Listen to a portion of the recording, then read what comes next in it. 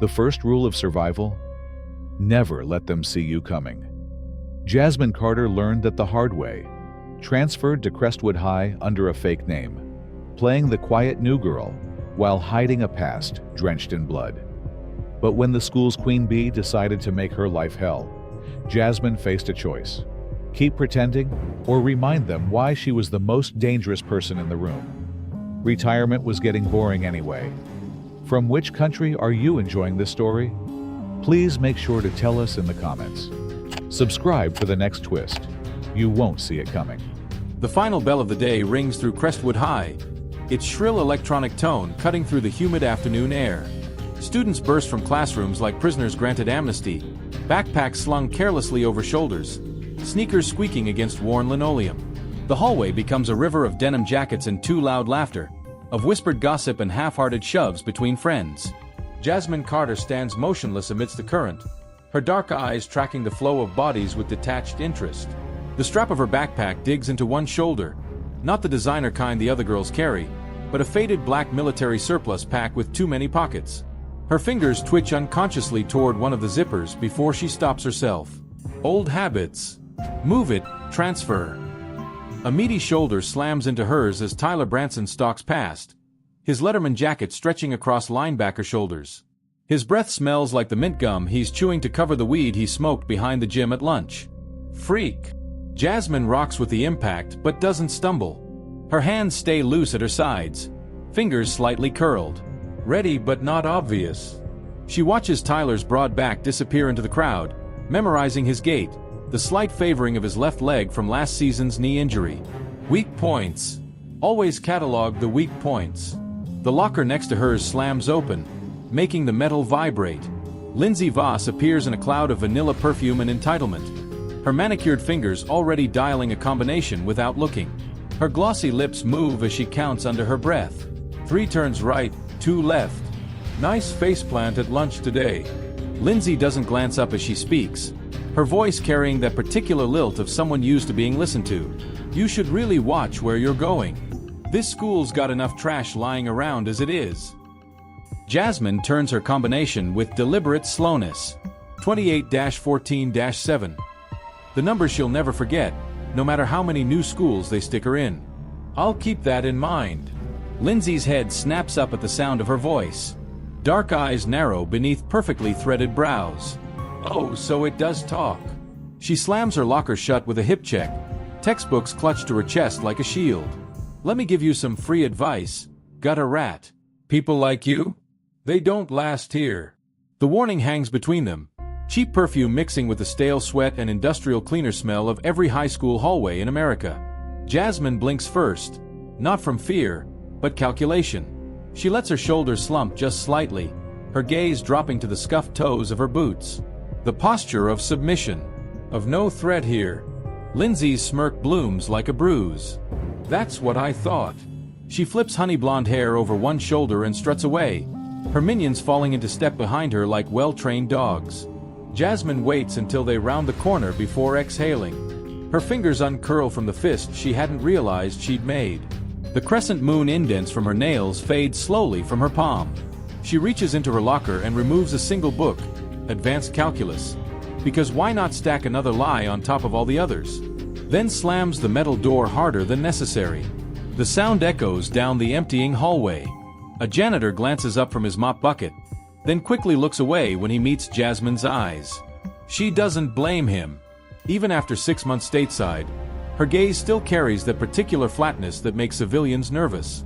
The look of someone who's seen the math behind mortality and knows exactly how thin the line is between breathing and not. The fluorescent lights buzz overhead as she walks toward the school's rear exit. Her boots make no sound on the tile.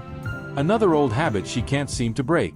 Past the gym, past the cafeteria with its lingering smell of burnt pizza and disinfectant, past the bulletin board plastered with prom committee flyers and lost dog notices. Normal high school things for normal high school kids. The exit doors wheeze open when she pushes them, releasing her into the muggy afternoon. Jasmine tilts her face up to the weak spring sun, letting it warm her skin as she walks toward the student parking lot. She could take the bus, but the walk home helps burn off the restless energy that builds during 7 hours of pretending to be something she's not. Halfway across the lot, The hairs on her neck prickle. Jasmine doesn't turn around, doesn't break stride, but her breathing slows and her senses sharpen. The weight of the backpack shifts slightly against her spine as she mentally inventories its contents. Just textbooks and a half-empty water bottle today. No tools. Not here. Not unless she wants to blow 6 months of careful reinvention. The footsteps behind her speed up. Heavy. Male. Trying too hard to be quiet. Jasmine angles toward a cluster of parked cars, giving herself options. Her fingers flex at her sides. Hey, transfer. Tyler's voice carries a particular blend of arrogance and insecurity unique to teenage boys who peak too early. We need to talk about your attitude problem. Jasmine stops walking but doesn't turn. The sun glints off windshields, creating 100 tiny mirrors. She tracks movement in the reflections. Tyler approaching, hands in his pockets, trying to look casual. 2 of his teammates hanging back near a lifted truck, watching. Waiting. See, here's the thing. Tyler steps into her space, close enough that she can smell the Axe body spray and stale Red Bull on him. You embarrassed me in front of my boys today. And Lindsay? She's pissed. Which means I'm pissed. Jasmine finally turns to face him. She keeps her expression blank, her posture loose, non-threatening. I didn't say anything to her. Tyler's laugh is all teeth. You didn't have to. Your whole existence is a fucking insult. He reaches out to shove her shoulder, the move casual as breathing. Freaks like you need to learn their place. Jasmine sees the push coming in the microsecond before it lands. She could sidestep it easily, could break his wrist before he finished the motion, could drop him with a pressure point strike that would leave him gasping like a fish on the asphalt. Instead, she lets the shove connect, stumbling back a step for effect. Her backpack strap slips off one shoulder, the picture of clumsy vulnerability. I'm not looking for trouble. Tyler grins, sensing weakness. Too bad trouble found you. He shoves her again, harder this time. Jasmine's back connects with the side of a parked Honda, the impact juddering up her spine. You're gonna apologize to Lindsay, and then you're gonna transfer the hell out of our school. One of the boys by the truck laughs. Make her kiss your shoes, Ty. Jasmine's fingers curl around the Honda's side mirror, steadying herself. Her pulse remains steady, her breathing even. She's been waterboarded by professionals. Some high school bully's idea of intimidation barely registers. But she lets her voice waver anyway. Okay, I'm sorry. Just leave me alone. Tyler's chest puffs up at the easy victory. He leans in, his breath hot against her ear. That's right. You're nothing here. Remember that. He pulls back to shove her one last time, but Jasmine is already moving. She ducks under his arm, making it look like an accident, and his momentum carries him forward into the car. His knee connects with the bumper with a solid thunk. Fuck! Tyler grabs his leg, hopping on one foot. His face flushes red with pain and embarrassment. You did that on purpose. Jasmine widens her eyes, the picture of innocence. I didn't. The punch comes fast, but to Jasmine's eyes, it moves through molasses. Tyler's form is terrible. All shoulder, no hip, his fist telegraphing from a mile away. She could slip it easily, could redirect the force and send him face first into the pavement. Could end this in a dozen different ways before he even registered what happened. Instead, she takes it. Not full force. She angles her head at the last second so his knuckles glance off her cheekbone rather than breaking her nose. But she lets the impact snap her head to the side, lets herself stagger against the car with a gasp that's only half feigned. The pain blooms bright and hot, familiar in a way that almost comforts her. Tyler freezes, fist still raised. Even he seems surprised by what he's done. The boys by the truck have gone silent. Jasmine presses a hand to her cheek, feeling the skin already starting to swell.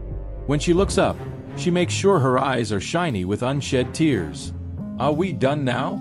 Her voice quavers perfectly. Something flickers in Tyler's face. Doubt, maybe, or the first stirrings of guilt. But it's quickly smothered by the laughter of his friends. He flexes his hand, trying to play it off. Yeah, we're done. Stay out of my way, freak. He turns and stalks back toward his friends, already crafting the story he'll tell at practice tomorrow. Jasmine watches him go, her fingers still pressed to her throbbing cheek. The taste of copper blooms in her mouth where her teeth cut the inside of her lip. She spits a tiny red streak onto the asphalt. When she looks up, she meets Lindsay's gaze through the passenger window of a passing BMW. The blonde girl's eyes widen at the sight of Jasmine's face, then narrow in something like satisfaction before the car turns out of the lot. Jasmine waits until they're all gone before straightening up. She rolls her shoulders, cracks her neck, and picks up her fallen backpack. The pain in her face is already fading to a dull throb. She'll have a bruise tomorrow, but nothing ice won't handle. As she walks home, her fingers drift to the small scar just below her ribcage. A souvenir from a job in Minsk 2 winters ago. Compared to that, today was nothing. A scratch. A mosquito bite. But it's not the pain that lingers as she turns onto her quiet suburban street. It's the look on Lindsay's face in that car window. The smug certainty of victory. The absolute lack of remorse. Jasmine's key turns smoothly in the front door lock of her aunt's neatly kept duplex. The air inside smells like lemon cleaner and the chicken pot pie Aunt Sharon left warming in the oven before her nursing shift. Normal. Domestic. Safe. She drops her backpack by the door and heads straight for the bathroom. The face in the mirror is both familiar and strange. The same sharp cheekbones and full lips, but softer now than in her old life. Less angular. More normal. Except for the red mark blossoming across her left cheekbone. Jasmine presses 2 fingers to the swelling, watching her reflection's eyes. They remain calm. Empty. The eyes of someone who could take a punch without blinking because she's taken far worse and given even more. She opens the medicine cabinet and reaches past the band-aids and aspirin to the very back. Her fingers close around the small burner phone taped behind the mirror. Only one number is programmed into it.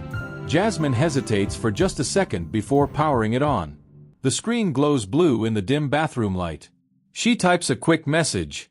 Asterisk, I might have a problem. Asterisk. The reply comes faster than she expects. Asterisk, define problem. Asterisk. Jasmine looks at her reflection again. At the bruise forming on her cheek. At the girl she's pretending to be. Then she types. Asterisk, the kind that might need cleaning up. Asterisk. She hits send before she can second-guess herself. The phone goes dark again as she removes the battery and flushes it down the toilet. The handset itself gets tucked into the lining of her winter coat in the hall closet. Dinner is waiting in the oven. Still warm. Jasmine plates it carefully, sets the table for one, and eats methodically while watching the evening news. A car fire downtown. A political scandal.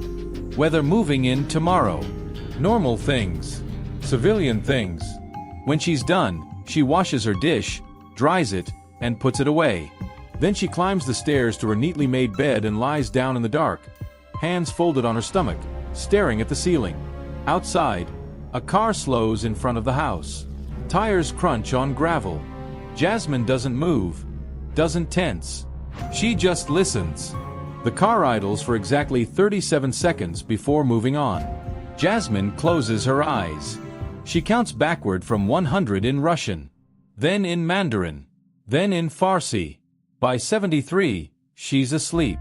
Tomorrow will be another day at Crestwood High. Another day of playing normal. Of biting her tongue. Of pretending. Unless she decides to stop pretending. The morning bell hadn't even finished ringing when Jasmine walked through Crestwood High's front doors. The bruise on her cheek had darkened overnight. A deep, mottled purple beneath the careful layer of concealer her Aunt Sharon had insisted on applying. "You should report him," Sharon had said, fingers trembling as she dabbed at the swelling with a cold spoon. "It's fine," Jasmine had replied. Asterisk, it won't happen again. Asterisk, and it wouldn't. Because Jasmine had rules. Rule #1 asterisk never draw attention. Rule #2 asterisk never retaliate unless absolutely necessary. Rule #3 asterisk if you do retaliate, leave no witnesses. But rules, like people, could be flexible. The whispers started the second she stepped into first period. Asterisk, that's her. Asterisk. Asterisk, she got messed up by Tyler yesterday. Asterisk. Asterisk, I heard she cried. Asterisk. Jasmine ignored them. She took her seat, opened her notebook, and waited. Lindsay arrived 5 minutes late. flanked by her usual entourage. She paused when she saw Jasmine, her glossy lips curling into a smirk. "Wow," she said, loud enough for the whole class to hear. Asterisk, "That looks painful." Asterisk. Jasmine didn't look up. Lindsay dropped into the seat beside her, leaning in close. Asterisk, "Here's a tip. Got a rat? Next time? Stay down." Asterisk. Jasmine finally lifted her gaze and smiled. It wasn't a nice smile. Lindsay's smirk faltered. By lunch, the bruise had become legend. Asterisk, "Tyler knocked her out cold." Asterisk. Asterisk, "I heard she begged him to stop." Asterisk. Asterisk, "She's probably gonna transfer." Asterisk. Jasmine sat alone, picking at her food, listening. Then came the first test. A freshman, small, mousy, glasses too big for his face, tripped over an outstretched foot as he passed Lindsay's table. His tray hit the floor with a crash, food splattering everywhere. Laughter erupted. The kid scrambled to pick up his things, face burning. Jasmine watched. Then she stood. She crossed the cafeteria in silence, knelt beside the freshman, and helped him gather his spilled lunch. The laughter died. Lindsay's voice cut through the sudden quiet. Asterisk, "Ah, how cute. The freak found a friend." Asterisk. Jasmine ignored her. She handed the kid his glasses, then leaned in just enough to whisper. Asterisk, "They're not as tough as they look." Asterisk. The kid stared at her, wide-eyed. Jasmine stood, turned, and found Tyler blocking her path. Asterisk, "Problem." Asterisk, he sneered. She looked him dead in the eyes. Asterisk, "Not yet." Asterisk. The cafeteria held its breath. Tyler's fist clenched. Then, the bell rang. Jasmine walked away. After school, Lindsay's locker was vandalized. Not with spray paint or glue. With blood. Fresh, still dripping, smeared across the metal in jagged letters. Stop. No one saw who did it. No cameras caught it.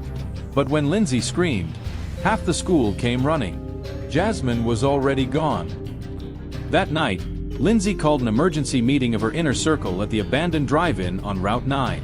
"This isn't funny anymore," she hissed, pacing in front of Tyler's idling truck. Asterisk, "That bitch is psycho." Asterisk. Tyler scoffed. Asterisk, "Relax. It was probably animal blood from the biolab." Asterisk. Asterisk. "Then how'd she get into my locker?" "It was locked." Asterisk. One of the girls, Mia, a redhead with a nose ring, shivered. Asterisk, "What if she's, like, a serial killer or something?" Asterisk. Lindsay rolled her eyes. Asterisk, "She's a nobody. Tomorrow we end this." Asterisk. Asterisk, "How?" Asterisk, Tyler asked. Lindsay smiled. Asterisk, "We fight fire with fire." Asterisk. Jasmine sat on her bedroom floor, disassembling a pen with practiced fingers. Her burner phone buzzed. One new message. Asterisk, "Problem handled?" Asterisk. Jasmine typed back. Asterisk, "Not quite." Asterisk. A pause. Then, asterisk, "Need cleanup." Asterisk. She looked at the bruise in her mirror. Then at the freshman's glasses, the one she'd accidentally kept, sitting on her dresser. Her fingers hovered over the keys. Asterisk, "Not yet." Asterisk. She powered off the phone. Tomorrow was another day. And rules, after all, were made to be broken. The rain started just before dawn. Jasmine watched it from her bedroom window. Thin, needle-like drops streaking the glass, turning the street below into a shimmering black mirror. She hadn't slept. Not really. Just short, disciplined bursts of rest. Her body trained to function on minimal downtime. Her phone buzzed on the nightstand. Aunt Sharon's shift at the hospital ran late again. Asterisk, "Left breakfast in the fridge. Don't forget your lunch money. Love you." Asterisk.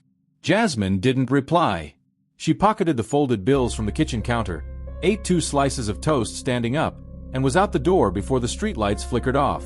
The bruise on her cheek had faded to a sickly yellow-green. She left it uncovered today. Let them see. Crestwood High. 7:03 a.m. The janitor was the first to notice the broken window in the girls' locker room. Not just broken, shattered star. From the inside. And the blood. Not much.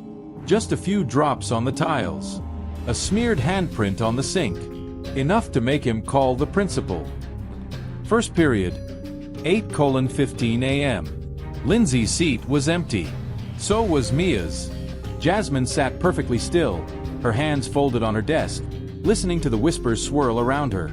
Asterisk, did you hear? Someone broke into the school last night. Asterisk. Asterisk, they think it was like a robbery or something. Asterisk. Asterisk, where's Lindsay? Asterisk. Tyler kept glancing at the door, his knee bouncing under his desk. Jasmine counted the seconds under her breath. Asterisk 17. 18. 19. Asterisk. The classroom door flew open. Principal Harris stood there, face grim. Tyler Branson. My office. Now. Tyler paled. Why? What's? Asterisk now. Asterisk. The whispers exploded as Tyler stumbled out. Jasmine didn't react. But when the principal's eyes flicked to her, just for a second, she made sure to look concerned. Lunch. 11:47 a.m. The cafeteria buzzed with theories. Asterisk, Lindsay's missing. Asterisk. Asterisk, Mia too. Asterisk. Asterisk, the cops are here. Asterisk. Jasmine ate her apple in slow, deliberate bites. At the next table, the mousy freshman from yesterday kept glancing at her. She met his gaze. Held it. He looked away first. Behind the gym. 2:55 p.m. Tyler found her after last bell. His Letterman jacket was rumpled, his eyes bloodshot. He reeked of sweat and fear. You! He shoved her against the brick wall. What did you do? Jasmine let him manhandle her. Let his fingers dig into her shoulders. I don't know what you're talking about, she said softly. Bullshit! Spittle flew from his lips. Lindsay's gone. Mia's gone. And you? Jasmine tilted her head. And me? Tyler's grip tightened. Then, suddenly, he let go. Stepped back. For the first time, Jasmine saw something in his eyes besides anger. Fear. You're crazy, he whispered. Jasmine straightened her sweater, smoothed the wrinkles where he'd grabbed her. Be careful, Tyler, she said. People might start disappearing on you too.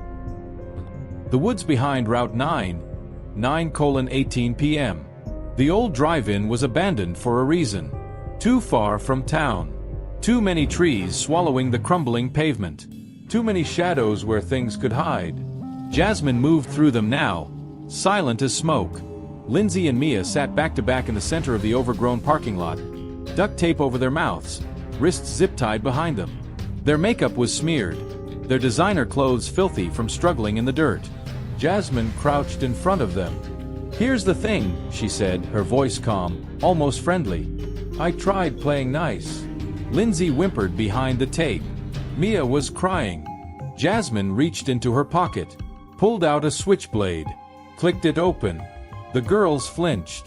Jasmine smiled. Then she cut their bonds. They stared at her, frozen. Go home, Jasmine said. Tell anyone you want. But ask yourself one thing first. She leaned in close. Asterisk, do you really think they'll believe you? Asterisk. Jasmine's bedroom. 11:53 p.m. The burner phone buzzed once. Asterisk status. Asterisk. Jasmine typed back. Asterisk. Lesson delivered. Asterisk. A pause. Then. Asterisk clean. Asterisk. She looked at the muddy footprints she'd left on the drive-in pavement. The broken branches. The zip ties still lying in the dirt. All carefully placed. All evidence. She replied. Asterisk. Enough to scare them. Not enough to stick. Asterisk. The response came fast. Asterisk. Next time, don't hesitate. Asterisk. Jasmine powered off the phone. There wouldn't be a next time. Because tomorrow, Lindsay Voss would walk into school a changed girl.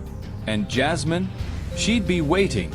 The morning announcements crackled through Crestwood High's PA system with their usual static-filled cheerfulness. Students shuffled through the halls, half asleep, their conversations a dull roar beneath the fluorescent lights. But today, there was a new undercurrent, a tension that made the air feel thicker, the silence between words heavier. Lindsay Voss was back. Jasmine spotted her the moment she turned the corner toward her locker. The blonde girl stood rigidly by her usual spot, her normally pristine outfit slightly disheveled, her makeup a little less perfect than usual. Dark circles shadowed her eyes, and her hands, usually gesturing dramatically or flipping her hair, were clenched into tight fists at her sides. Mia wasn't with her. Jasmine didn't react. She walked past Lindsay without so much as a glance, weaving through the crowd with the same quiet indifference as always. But she didn't need to look to know Lindsay's eyes were tracking her. She could feel it, the weight of that gaze like a knife pressed between her shoulder blades. The whispers started before first period even began. Asterisk, did you hear? Lindsay and Mia were missing yesterday. Asterisk. Asterisk, I heard the cops were at Lindsay's house last night. Asterisk. Asterisk, they're saying she was, like, kidnapped or something. Asterisk. Jasmine took her seat in English class, pulling out her notebook as if none of it concerned her. Then the door opened, and Lindsay walked in. The room went silent. Lindsay didn't strut like she usually did. She moved stiffly, her shoulders hunched slightly, as if bracing for a blow. Her eyes, usually sharp with arrogance, darted around the room before settling on Jasmine. For a second, just a second, Jasmine saw it. Fear. Then it was gone, buried under a familiar sneer as Lindsay dropped into her seat. The teacher cleared her throat. All right, everyone, settle down. Today we're discussing. A loud thud cut her off. Lindsay's desk had toppled over, her book spilling across the floor. She stood frozen beside it, her face pale. Jasmine hadn't moved, hadn't even flinched. But Lindsay was staring at her like she'd just pulled a gun. The teacher sighed. Lindsay, please pick up your... I know, Lindsay snapped, her voice too loud, too sharp. She scrambled to gather her things, her hands shaking. The class watched in stunned silence. Jasmine just turned a page in her notebook. By lunch, the rumors had spiraled. Asterisk, Lindsay's freaking out over nothing. Asterisk. Asterisk, she's saying someone took her, but she won't give details. Asterisk. Asterisk, maybe she just got wasted and blacked out. Asterisk. Jasmine sat alone, methodically eating the sandwich Aunt Sharon had packed for her. She didn't look up when Tyler slammed his tray down across from her. His knuckles were bruised. Asterisk, what did you do to her? Asterisk, he hissed, leaning in so close she could smell the sour tang of his breath. Jasmine took another bite, chewed, swallowed. I don't know what you're talking about. Tyler's fist hit the table hard enough to make the silverware jump. Asterisk bullshit. Asterisk Lindsay's a mess. She won't even talk about what happened. Just keep saying. He cut himself off, his jaw working. Jasmine set her sandwich down. Saying what? Tyler's eyes burned into hers. Asterisk that you warned her. Asterisk. Jasmine held his gaze. Let the silence stretch. Then, very softly, she said, maybe you should listen to her. Tyler recoiled like she'd struck him. For the first time since she'd met him, Jasmine saw something in his face besides arrogance or anger. Oh. He stood abruptly, his chair screeching against the floor. Asterisk, you're dead, asterisk, he spat. But the words lacked their usual conviction. Jasmine just picked up her sandwich again. Tyler stormed off, leaving his tray behind. Across the cafeteria, Lindsay watched from her usual table, but her friends weren't laughing today. They sat in tense silence, their eyes flicking between Lindsay and Jasmine like spectators at a tennis match. Jasmine finished her lunch in peace. After school, the parking lot was nearly empty when Jasmine stepped outside. The rain had started again, a fine mist that clung to her skin like sweat.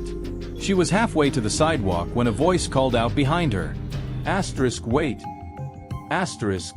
Lindsay stood under the awning, her arms wrapped tightly around herself. No entourage. No Tyler. Just her, alone, looking smaller than Jasmine had ever seen her. Jasmine stopped, turned. waited. Lindsay took a shaky step forward. Then another. The rain dampened her hair, flattening her usually voluminous curls. Her voice cracked. She swallowed hard. I won't tell. Jasmine tilted her head. Tell what? Lindsay's breath hitched. You know what? What you did. Where you took us. Her fingers dug into her own arms hard enough to leave marks. I need to know why. Jasmine studied her for a long moment. Then she said, very simply, because you picked the wrong person to bully. Lindsay flinched. Jasmine took a step closer. You could have left me alone. Could have just ignored me. But you didn't. Another step. You had to push. Had to prove you were on top. Lindsay's breathing was too fast now, her pupils dilated. Jasmine stopped an arm's length away. So here's what's going to happen. You're going to forget about me. You're going to stay away from me. And if you ever come after me again. She leaned in, just enough to whisper the last words directly into Lindsay's ear. I won't bring you back next time. Lindsay shook. Jasmine straightened, turned, walked away.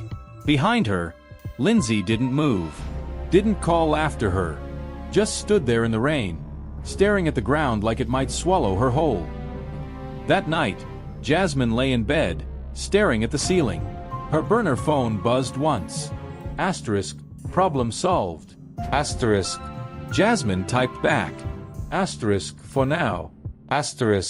She powered off the phone before a reply could come. Outside, a car rolled slowly past the house, its headlights cutting through the dark. Jasmine didn't move. She just listened, counted the seconds, waited. Tomorrow would be another day. And this time, Lindsay Voss would stay down. The next morning dawned gray and quiet. Jasmine arrived at Crestwood High earlier than usual, her footsteps silent against the damp pavement. The rain had stopped sometime before dawn, leaving the air thick with the scent of wet asphalt and freshly cut grass. She paused just outside the front doors, tilting her face toward the overcast sky for a brief moment before pushing inside. The halls were nearly empty at this hour. A lone janitor mopped near the principal's office, his radio playing soft, static-filled country music. A few teachers murmured in their classrooms, preparing for the day. And then there was Tyler. He stood by his locker, hunched over like a wounded animal, his Letterman jacket rumpled as if he'd slept in it. When he heard Jasmine's footsteps, his head snapped up, bloodshot eyes locking onto her with a mixture of rage and something else, something raw and unsettled. You! His voice was hoarse, like he'd been screaming. What the hell did you do to her? Jasmine didn't break stride. She walked past him as if he weren't there, her expression blank. Tyler's hand shot out, grabbing her arm. I'm talking to you, psycho. Jasmine stopped, looked down at his hand, then slowly, deliberately, raised her gaze to meet his. Tyler's grip loosened just slightly, an unconscious reaction to the coldness in her eyes. But he didn't let go. Lindsay won't leave her house, he hissed. She won't talk to anyone. She just sits there staring at the wall like... He cut himself off, his jaw working. What did you do?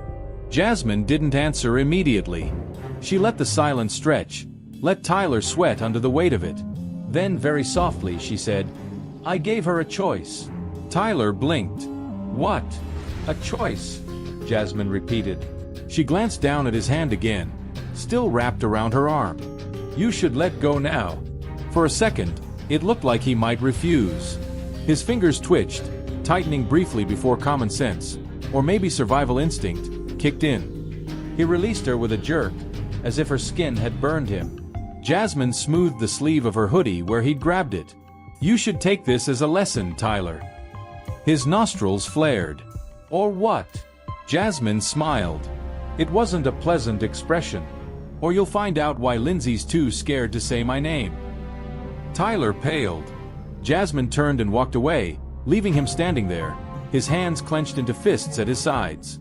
The school day passed in a strange, tense quiet. Lindsay's absence was a gaping hole in the usual social ecosystem. Her friends huddled together at lunch, speaking in hushed tones, their eyes darting around as if expecting something, or someone, to leap out at them. Tyler sat with the other jocks, uncharacteristically silent, pushing his food around his tray without eating. And Jasmine? Jasmine sat alone, as always. But today, something was different. Today, people looked at her. Not the usual dismissive glances or mocking stares. These were longer looks, weighted with something new. Curiosity, wariness, even fear. The mousy freshman from before, the one she'd helped in the cafeteria, glanced at her from across the room, his expression unreadable. Jasmine ignored them all.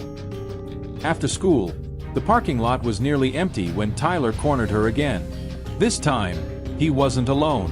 3 of his football buddies flanked him, their expressions ranging from nervous to aggressively confident. They formed a loose half-circle around Jasmine as she reached her bike, blocking her path. Tyler's hands were shaking. "We're not done," he said, but his voice lacked its usual bravado. Jasmine sighed. She set her backpack down carefully, then turned to face them fully. "You're making a mistake." One of the boys, a tall linebacker named Marcus, snorted. "Yeah? What are you gonna do, stab us?" Jasmine didn't react to the jab. She just watched them, her gaze flicking from face to face, assessing, calculating. Tyler took a step forward. "You're gonna tell me what you did to Lindsay. Right now." Jasmine tilted her head. Or we'll make you," Marcus growled, cracking his knuckles. For the first time, Jasmine's expression shifted. A faint, almost imperceptible smile touched her lips. "You can try." The challenge hung in the air between them. Tyler hesitated. Marcus didn't. He lunged first, his meaty hand reaching for Jasmine's arm. And then everything happened very, very fast. Jasmine moved like liquid shadow, twisting out of reach before Marcus could blink. Her elbow snapped up, catching him square in the throat. He gagged, stumbling back, his eyes bulging. The other 2 boys froze. Tyler's mouth fell open. Jasmine didn't give them time to recover. She pivoted on one foot, her other leg sweeping out in a low, brutal arc that took the second boy's legs out from under him. He hit the pavement with a grunt, the air knocked from his lungs. The third boy backed up so fast he tripped over his own feet, landing hard on his ass. Marcus was still wheezing, clutching his throat. Tyler stood frozen, his face white. Jasmine straightened slowly. She didn't look winded, didn't look angry, just calm. "Like I said," she murmured, "a mistake." Then she picked up her backpack, slung it over one shoulder, and walked away. No one tried to stop her. That night, Jasmine sat on her bedroom floor, disassembling and reassembling a ballpoint pen with absent-minded precision. Her burner phone buzzed. Asterisk, "You're getting sloppy." Asterisk. Jasmine's fingers stilled. She stared at the message for a long moment before typing back. Asterisk, "They're just kids." Asterisk. The reply came instantly. Asterisk, "Kids talk." Asterisk. Jasmine exhaled through her nose. She knew what came next, knew what was expected of her, but rules could be bent. She typed, asterisk, "They're scared enough to stay quiet." Asterisk. A pause. Then, asterisk, "See that they do." Asterisk. Jasmine powered off the phone and set it aside. Outside, the first drops of a new rain began to patter against the window. Tomorrow would be another day. And Tyler? Tyler would learn. One way or another. The rain fell in sheets as Jasmine walked to school the next morning, her hood pulled low over her face. The storm had rolled in overnight, turning the sidewalks into shallow rivers and the streets into mirrors reflecting the bruised purple sky. She was halfway there when the black SUV pulled up beside her. The window rolled down. Tyler sat in the passenger seat, his face shadowed. "Get in." Jasmine kept walking. The SUV crept forward, keeping pace. "I said get in." Jasmine stopped, turned. The rain slid down her face like tears, but her expression remained impassive. "No." Tyler's jaw tightened. Then he reached across the console and threw open the passenger door. "We need to talk." Jasmine glanced inside. Marcus sat behind the wheel, his knuckles white on the steering wheel. The other two boys from yesterday were crammed in the back seat, their faces pale. All of them looked like they hadn't slept. Jasmine considered the open door. Then, very slowly, she climbed inside. The door hadn't even closed before Tyler said, "We know what you are." Jasmine didn't react. She pulled off her hood, letting her damp locks fall around her shoulders. "And what's that?" Tyler's throat worked as he swallowed. "You're not just some transfer student. You're something else." Marcus's hands shook on the wheel. "Lindsay's in the hospital." Jasmine turned her head slightly. "Oh." Not like admitted," one of the boys in the back seat blurted. But her parents made her see a therapist. "She won't stop screaming at night." Tyler's breath came faster. "What did you do to her?" Jasmine studied him for a long moment. Then she said, very softly, "I showed her the consequences of her actions." The SUV was silent except for the drumming rain. Tyler's hands clenched into fists. "We're going to the police." Jasmine smiled. "No, you're not." Marcus flinched. "You have no proof of anything," Jasmine continued, her voice calm. "No evidence.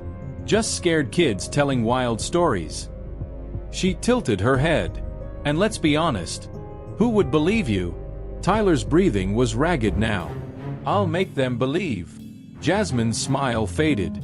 "Tyler, look at me." He did. And in that moment, Tyler Branson, star quarterback, king of Crestwood High, saw something in Jasmine's eyes that made his blood turn to ice. "You don't want to do this," she whispered. The air in the SUV grew thick, suffocating. Tyler opened his mouth, closed it. Then, very slowly, Jasmine reached over and patted his cheek, the way one might comfort a child. "Take me to school now." No one moved. Jasmine sighed. Now Tyler. Marcus threw the car into drive so fast the tires squealed. The school day passed in a blur. Tyler and his friends were conspicuously absent from their usual haunts. Lindsay's desk remained empty. The whispers grew louder, wilder. "I heard she had a breakdown." "They say she won't stop crying." "Someone said Tyler's quitting the team." Jasmine moved through it all like a ghost, untouched and untouchable. But when the final bell rang, she didn't head home. Instead, she walked to the football field. Tyler was there alone, hurling passes at the empty bleachers with savage intensity. His throws were off, wild and uncontrolled, but he kept at it, his breath coming in ragged gasps. Jasmine stood at the edge of the field, watching. Eventually, Tyler spotted her. He froze, the football slipping from his fingers to land in the mud at his feet. For a long moment, they just stared at each other across the rain-slicked grass. Then Jasmine raised one hand and crooked a finger. "Come here." Tyler hesitated.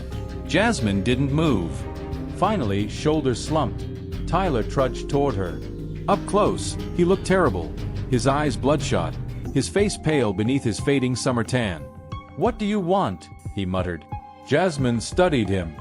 "You're afraid of me." It wasn't a question. Tyler's jaw worked. "I'm not." "Good." Jasmine cut him off. "You should be." The wind picked up, sending a chill through Tyler's damp practice jersey. He shivered. "Why are you here?" Jasmine reached into her pocket and pulled out a small, folded piece of paper. "This is for you." Tyler didn't take it.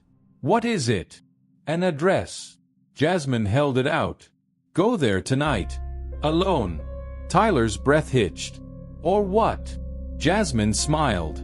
"Or I'll come to your house instead." The color drained from Tyler's face. Jasmine dropped the paper into the mud at his feet. Then she turned and walked away, leaving him standing there in the rain. The address led to an abandoned warehouse on the outskirts of town. Tyler arrived at midnight, his hands shaking so badly he could barely turn off his car. The warehouse loomed in the darkness, its broken windows like empty eye sockets. He almost left. Almost. But then he thought of Lindsay's screams, of Marcus's terror, of the way Jasmine had looked at him today, like she already knew how this would end. So he got out of the car and stepped into the darkness. Jasmine was waiting for him inside. She stood in the center of the empty warehouse, illuminated by a single flickering light bulb. In her hands was a knife, Not the switchblade from before, but a long, wicked-looking hunting knife that glinted in the dim light. Tyler stopped dead. What the fuck? Shoo! Jasmine pressed a finger to her lips. Listen. Tyler listened, and heard nothing. No traffic. No voices. No sound at all except the distant drip of water and the frantic hammering of his own heart. They were completely alone. Jasmine twirled the knife between her fingers with practiced ease. You had potential, Tyler. He swallowed hard. What? Potential, she repeated. To be better. She took a step forward. But you chose this. Tyler backed up. I didn't. I don't. Asterisk, look at me. Asterisk. The command cracked like a whip. Tyler's head snapped up. Jasmine's eyes were black in the dim light. You've spent your entire life hurting people weaker than you, making them afraid. She tilted her head. How does it feel? Tyler's legs gave out. He sank to his knees, his breath coming in short, panicked gasps. Please. I'm sorry. I'll leave you alone. I'll quit the team. Just. Jasmine was suddenly in front of him, so close he could see his own reflection in her dark eyes. Say it again. Tyler choked. I'm sorry. Louder. Asterisk, I'm sorry. Asterisk, the words tore from his throat, echoing off the warehouse walls. Jasmine studied him for a long moment. Then, very slowly, she knelt in front of him, close enough that the knife in her hand brushed against his chest. Good, she murmured, and then she moved. Tyler didn't remember screaming, didn't remember running, didn't remember driving home. But he must have, because he woke up in his own bed the next morning, drenched in sweat, his throat raw. His phone buzzed on the nightstand. One new message from an unknown number.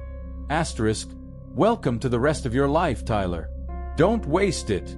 Asterisk. Attached was a photo of his varsity jacket, shredded and covered in blood. The first thing everyone noticed was Tyler Branson's absence from football practice. Coach Henderson blew his whistle so hard his face turned red, pacing the sidelines like a caged animal. Where the hell is Branson? He barked at no one in particular. The team exchanged nervous glances. No one answered. Marcus, still sporting a faint bruise around his throat from his encounter with Jasmine, kept his head down and his mouth shut. Crestwood High, main office, 8:17 a.m. Principal Harris adjusted his tie for the third time in as many minutes as he faced the small crowd gathered in his office. Tyler's parents sat stiffly on one side of his desk, their faces drawn. On the other side, Coach Henderson looked like he was 2 seconds from exploding. I don't understand, Mrs. Branson said, her manicured fingers twisting in her lap. He came home last night perfectly fine. And this morning, her voice broke. Mr. Branson took over, his tone clipped. This morning, we found his varsity jacket destroyed, and Tyler was different. Principal Harris leaned forward. Different how? The Bransons exchanged a look. Quiet, Mr. Branson said finally, like something inside him had been turned off. Coach Henderson scoffed. Kid probably just got cold feet about playoffs. Mrs. Branson's head snapped up. My son doesn't get cold feet. The principal held up a hand before the argument could escalate. Has Tyler mentioned anything unusual lately? Any conflicts? Problems with other students? Another glance between the Bransons. Then, very quietly, Mrs. Branson said, he mentioned a girl. Principal Harris's pen paused over his notepad. A girl. A new student, Mr. Branson clarified. Some transfer he and his friends had trouble with. The principal's stomach sank. He knew exactly who they were talking about. Third period. 10:45 a.m. Jasmine sat perfectly still in Algebra 2, her pencil moving smoothly across her notebook in neat, precise lines. She didn't react when the classroom door opened and Principal Harris stepped inside. Jasmine Carter, he said, his voice carefully neutral. My office, please. A murmur rippled through the class. Jasmine closed her notebook. Good. Followed. Principal's office, 10:51 a.m. The office was empty when they arrived. Principal Harris closed the door behind them with a soft click before turning to face her. Where's Tyler Branson? Jasmine blinked. I don't know. The principal's jaw tightened. Jasmine, I'm going to ask you this once, and I suggest you think very carefully before answering. He leaned forward slightly. Did you have anything to do with Tyler's current condition? Jasmine met his gaze without flinching. No. For a long moment, they just stared at each other. Then Principal Harris sighed and rubbed his temples. I want to believe you. Jasmine said nothing. The principal dropped into his chair. Here's the thing, Jasmine. I've been in education for 23 years. I've seen my share of troubled kids. But you. He shook his head. You're different. Jasmine remained silent. Tyler Branson is one of the most confident young men I've ever met, the principal continued. And now, according to his parents, he won't speak above a whisper. He won't leave his room. He won't even look at his football gear. He fixed Jasmine with a hard stare. That doesn't just happen. Jasmine tilted her head slightly.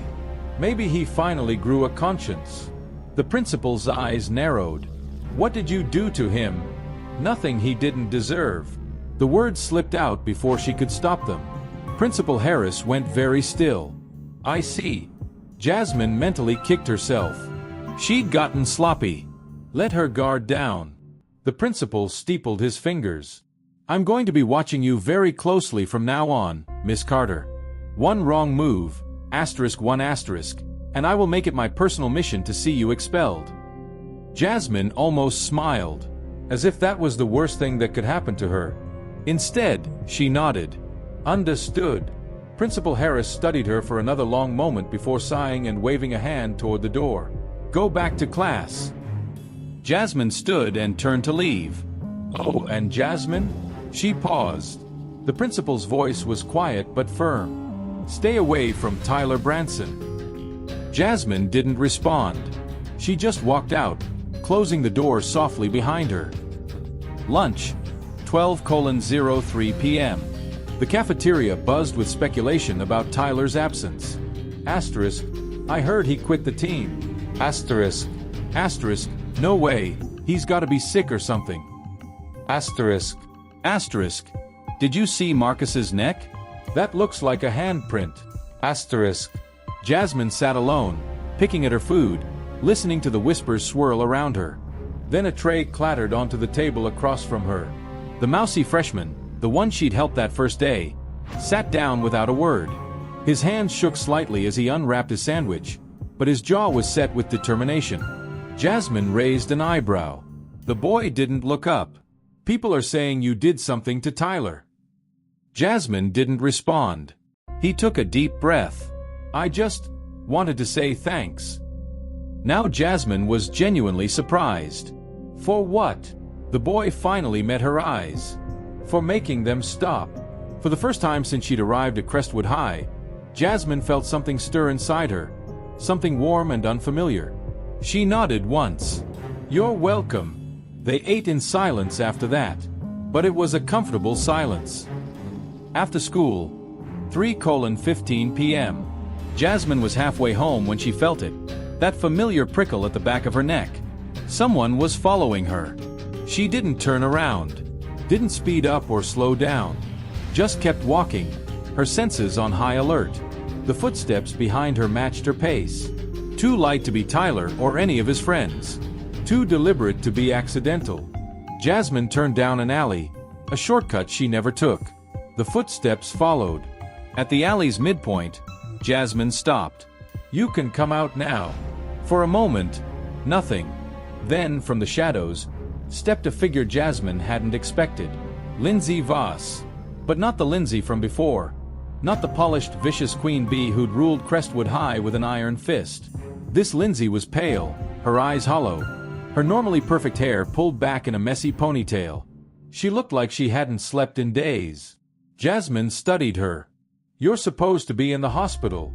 Lindsay's hands trembled at her sides. I checked myself out.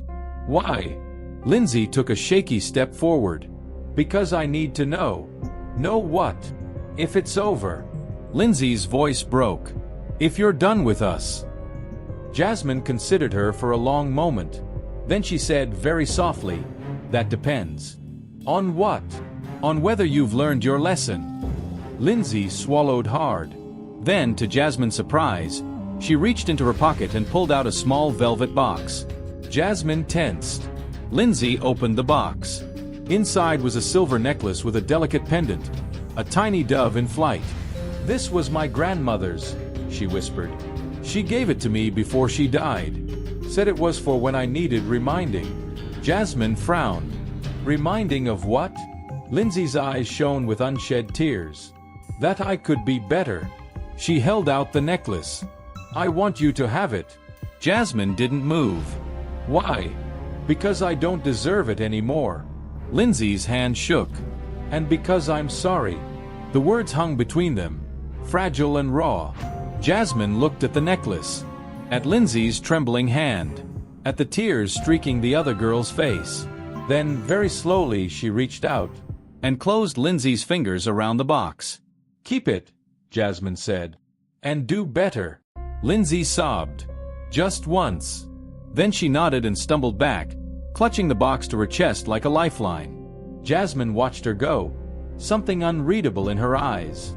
Then she turned and continued down the alley.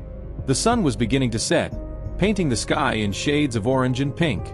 Tomorrow would be another day. And maybe, just maybe, it would be different. The changes at Crestwood High were subtle at first. Tyler Branson returned to school a week later, but the swagger was gone. He walked with his shoulders hunched, his eyes downcast, flinching at sudden noises. When the football coach tried to pressure him into returning to the team, Tyler simply shook his head and walked away. Lindsay Voss stopped wearing makeup. She stopped holding court at the popular table. She started sitting with the art kids, speaking only when spoken to, her voice quiet but no longer cruel. Marcus and the others avoided Jasmine like she carried the plague. They stopped shoving freshmen into lockers, stopped catcalling girls in the hallways, stopped acting like they owned the school. And Jasmine? Jasmine just watched. 2 weeks later, lunch period. The mousy freshman, whose name Jasmine had learned was Daniel, sat with her every day now. At first, he'd been too nervous to speak, eating in silence while sneaking glances at her. But as the days passed, he'd started talking about his classes, his love of comic books, his parents' messy divorce. Jasmine mostly listened. Today, Daniel was mid-sentence about some new superhero movie when he suddenly froze, his eyes widening. Jasmine didn't need to turn around to know why. Someone was standing behind her. She set down her fork. "Can I help you?"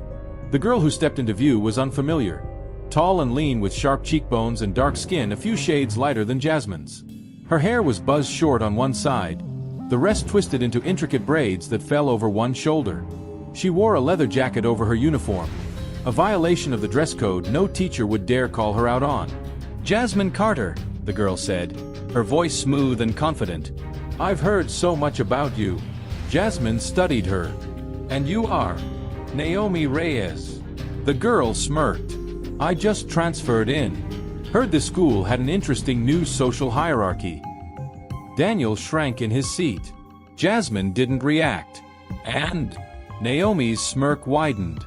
"And I wanted to see the queen bee for myself." Jasmine went very still. Naomi leaned in slightly. "Relax. I'm not here to challenge you." She glanced around the cafeteria, at Tyler sitting alone, at Lindsay quietly sketching in the corner, at the way every table seemed subtly aware of Jasmine's presence. "I just think it's fascinating how one person can change an entire ecosystem." Jasmine's eyes narrowed. "What do you want?" Naomi straightened. "A conversation. After school. The bleachers." She turned to leave, then paused. "Oh, and Jasmine?" Jasmine waited. Naomi's expression shifted, just for a second, into something sharper, more dangerous. "Don't bother bringing your knife." Then she was gone, striding across the cafeteria like she owned it. Daniel let out a shaky breath. "Who was that?" Jasmine watched Naomi disappear through the double doors. "A problem," she said softly. After school, football field bleachers. Naomi was already waiting when Jasmine arrived, perched on the top row like a bird of prey. The setting sun painted the field in golden light, casting long shadows across the empty stands. Jasmine climbed the steps slowly, her hands loose at her sides. Naomi didn't turn around. "You're late." Jasmine stopped 2 rows below her. "I didn't realize we'd set a time." Naomi finally looked at her, the dying light catching in her dark eyes. "You're not what I expected." "And what was that?" "A monster." Naomi tilted her head. "But you're not, are you? You're something more interesting." Jasmine said nothing. Naomi stood in one fluid motion and descended until they were eye to eye.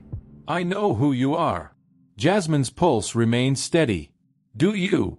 Not your name. Not your story." Naomi's gaze was unervingly direct. "But I know what you are." Jasmine held her stare.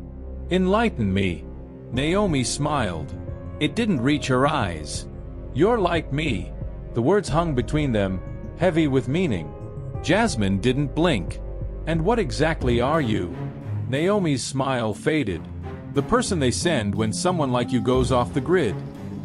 A cold weight settled in Jasmine's stomach. Naomi reached into her jacket and pulled out a folded photograph. She held it out. Jasmine took it. The photo showed a man she recognized, mid-40s, salt and pepper hair, a scar running from his left eyebrow to his cheekbone. Her last handler.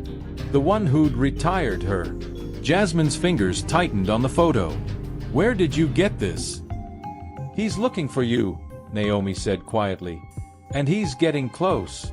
Jasmine met her eyes. "Why are you telling me this?"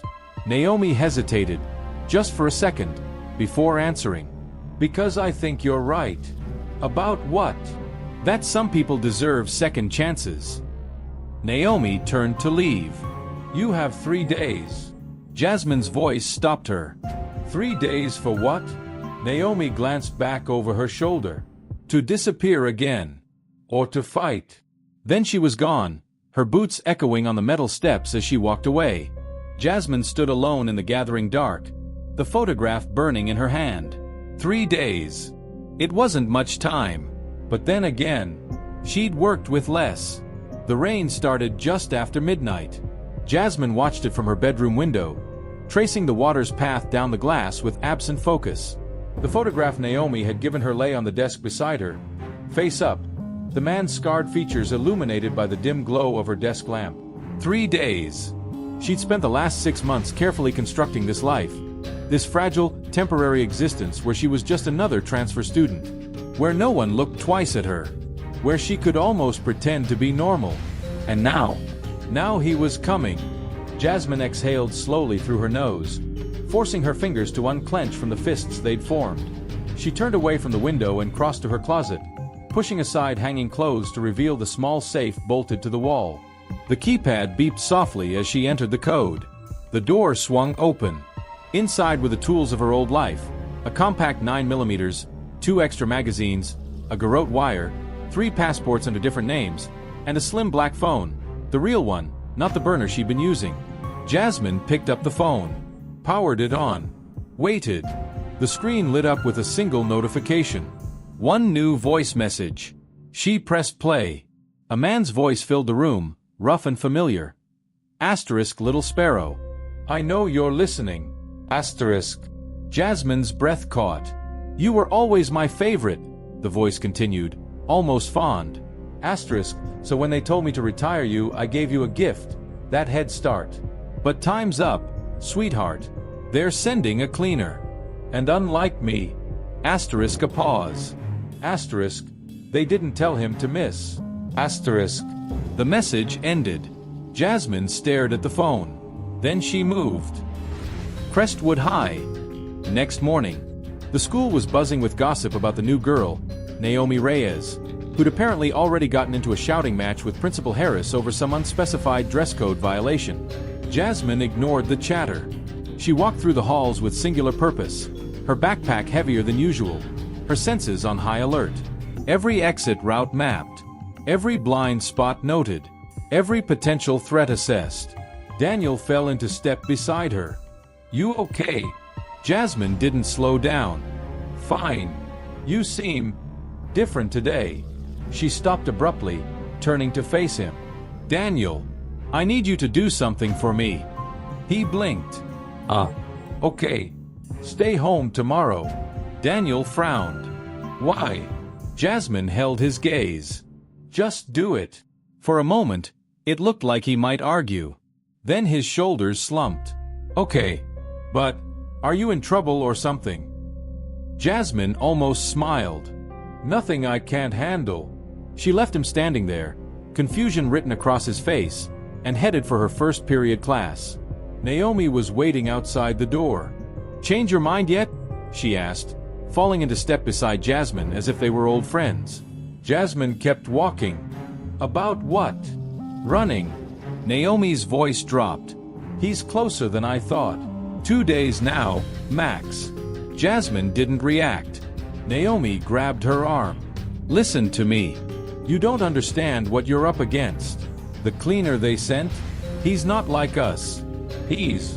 Jasmine twisted free with a move too fast to follow. I know exactly what he is. Naomi's eyes widened slightly. Then she nodded. Okay. Then you know you can't beat him alone. Jasmine studied her. Why do you care? For the first time, Naomi looked uncertain. Let's just say I owe someone a debt. Before Jasmine could respond, the first bell rang. Naomi stepped back. Think about it. I'll find you later. Then she was gone, disappearing into the crowd of students. Jasmine watched her go, a new variable in an already complicated equation.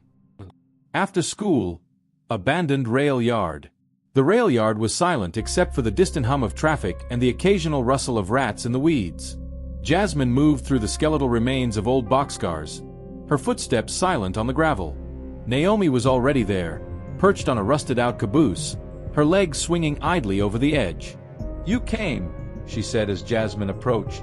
Jasmine didn't bother with pleasantries. Who sent you? Naomi hopped down, landing lightly in front of her. Someone who wants you alive. That narrows it down. Naomi smirked. His name is Velis.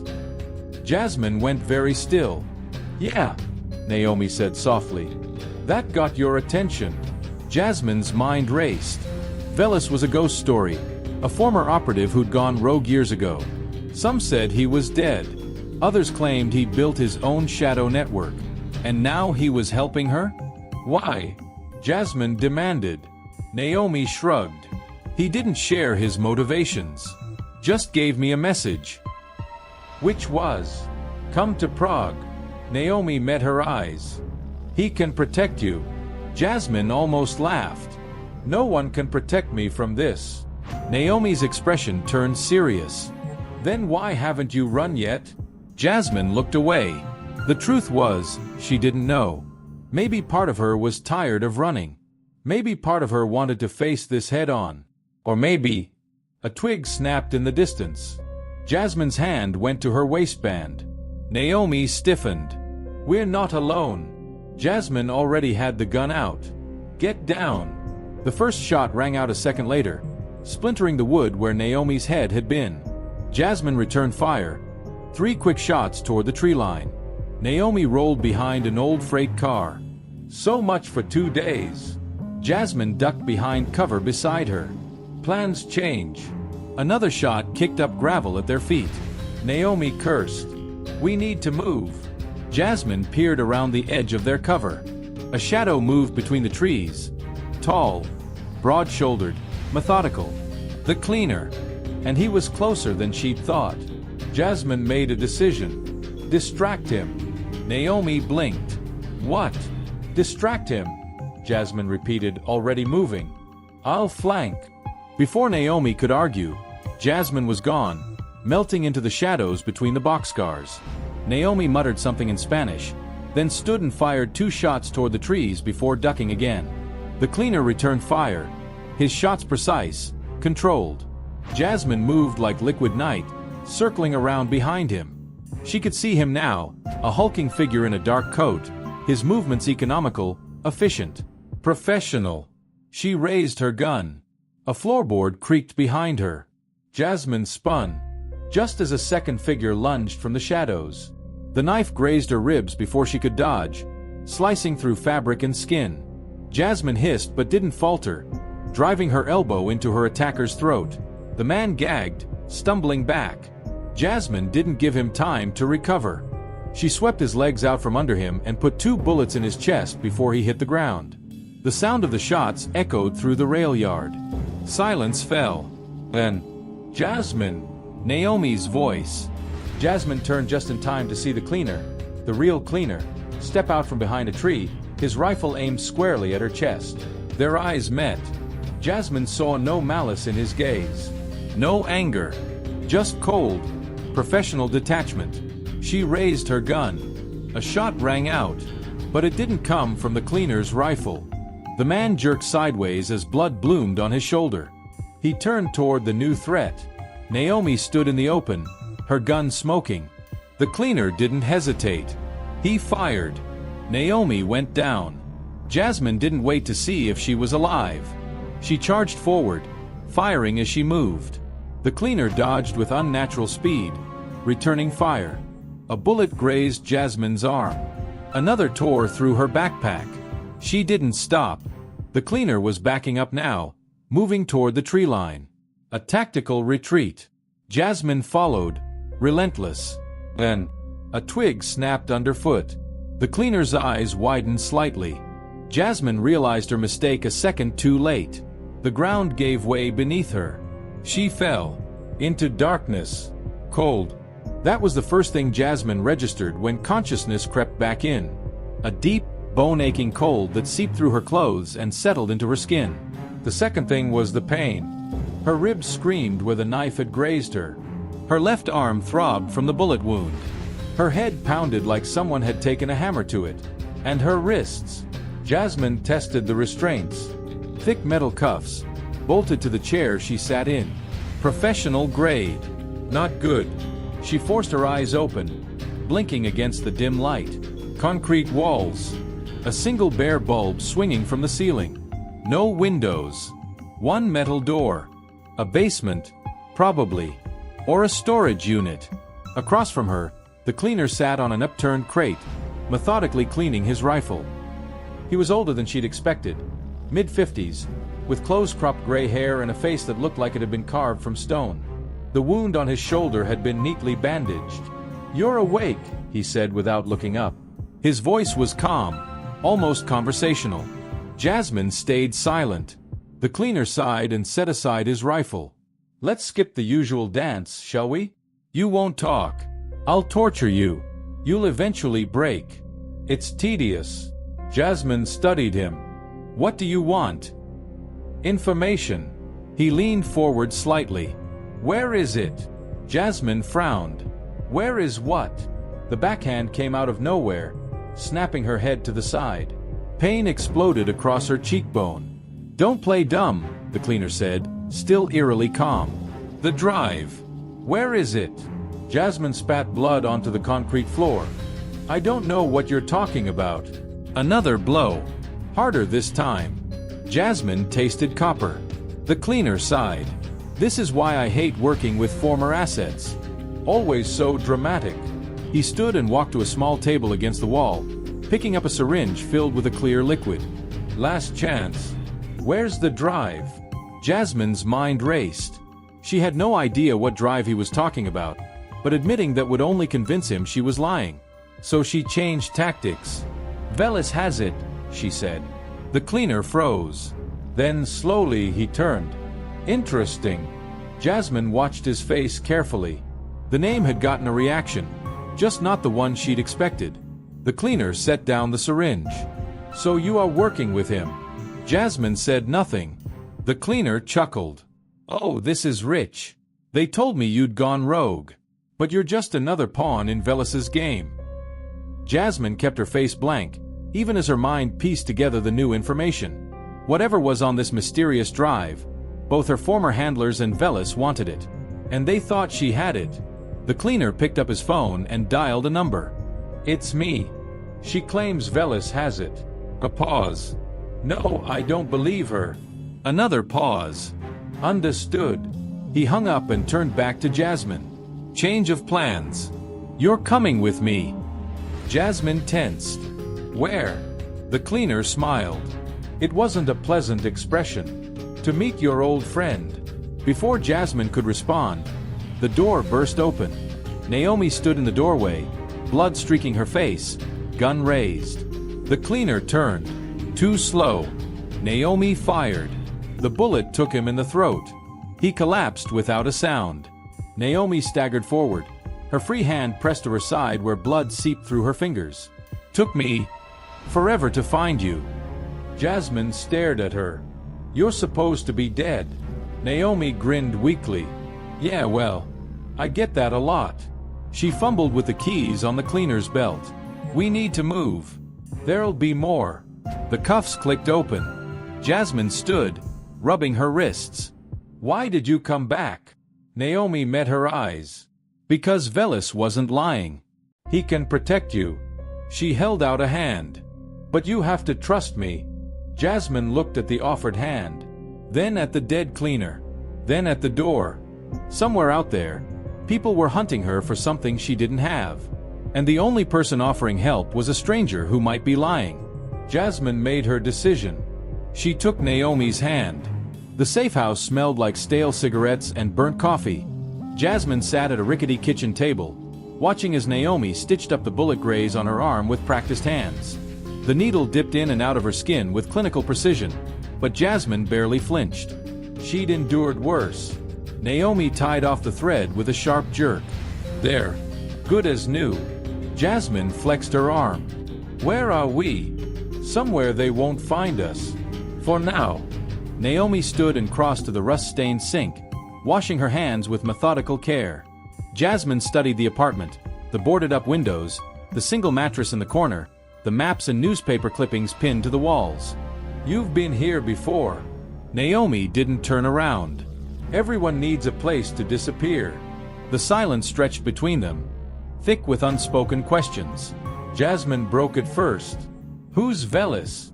Naomi turned off the tap, dried her hands on her jeans. "You really don't know?" "If I did, I wouldn't be asking." Naomi studied her for a long moment, as if weighing how much to reveal. Then she walked to one of the maps, Eastern Europe, dotted with red pins, and tapped a location. Prague. That's where he operates now. Or did before all this. All what? Naomi turned to face her fully. The Purge. 6 months ago, someone inside the organization started eliminating assets. Not just retiring them, erasing them.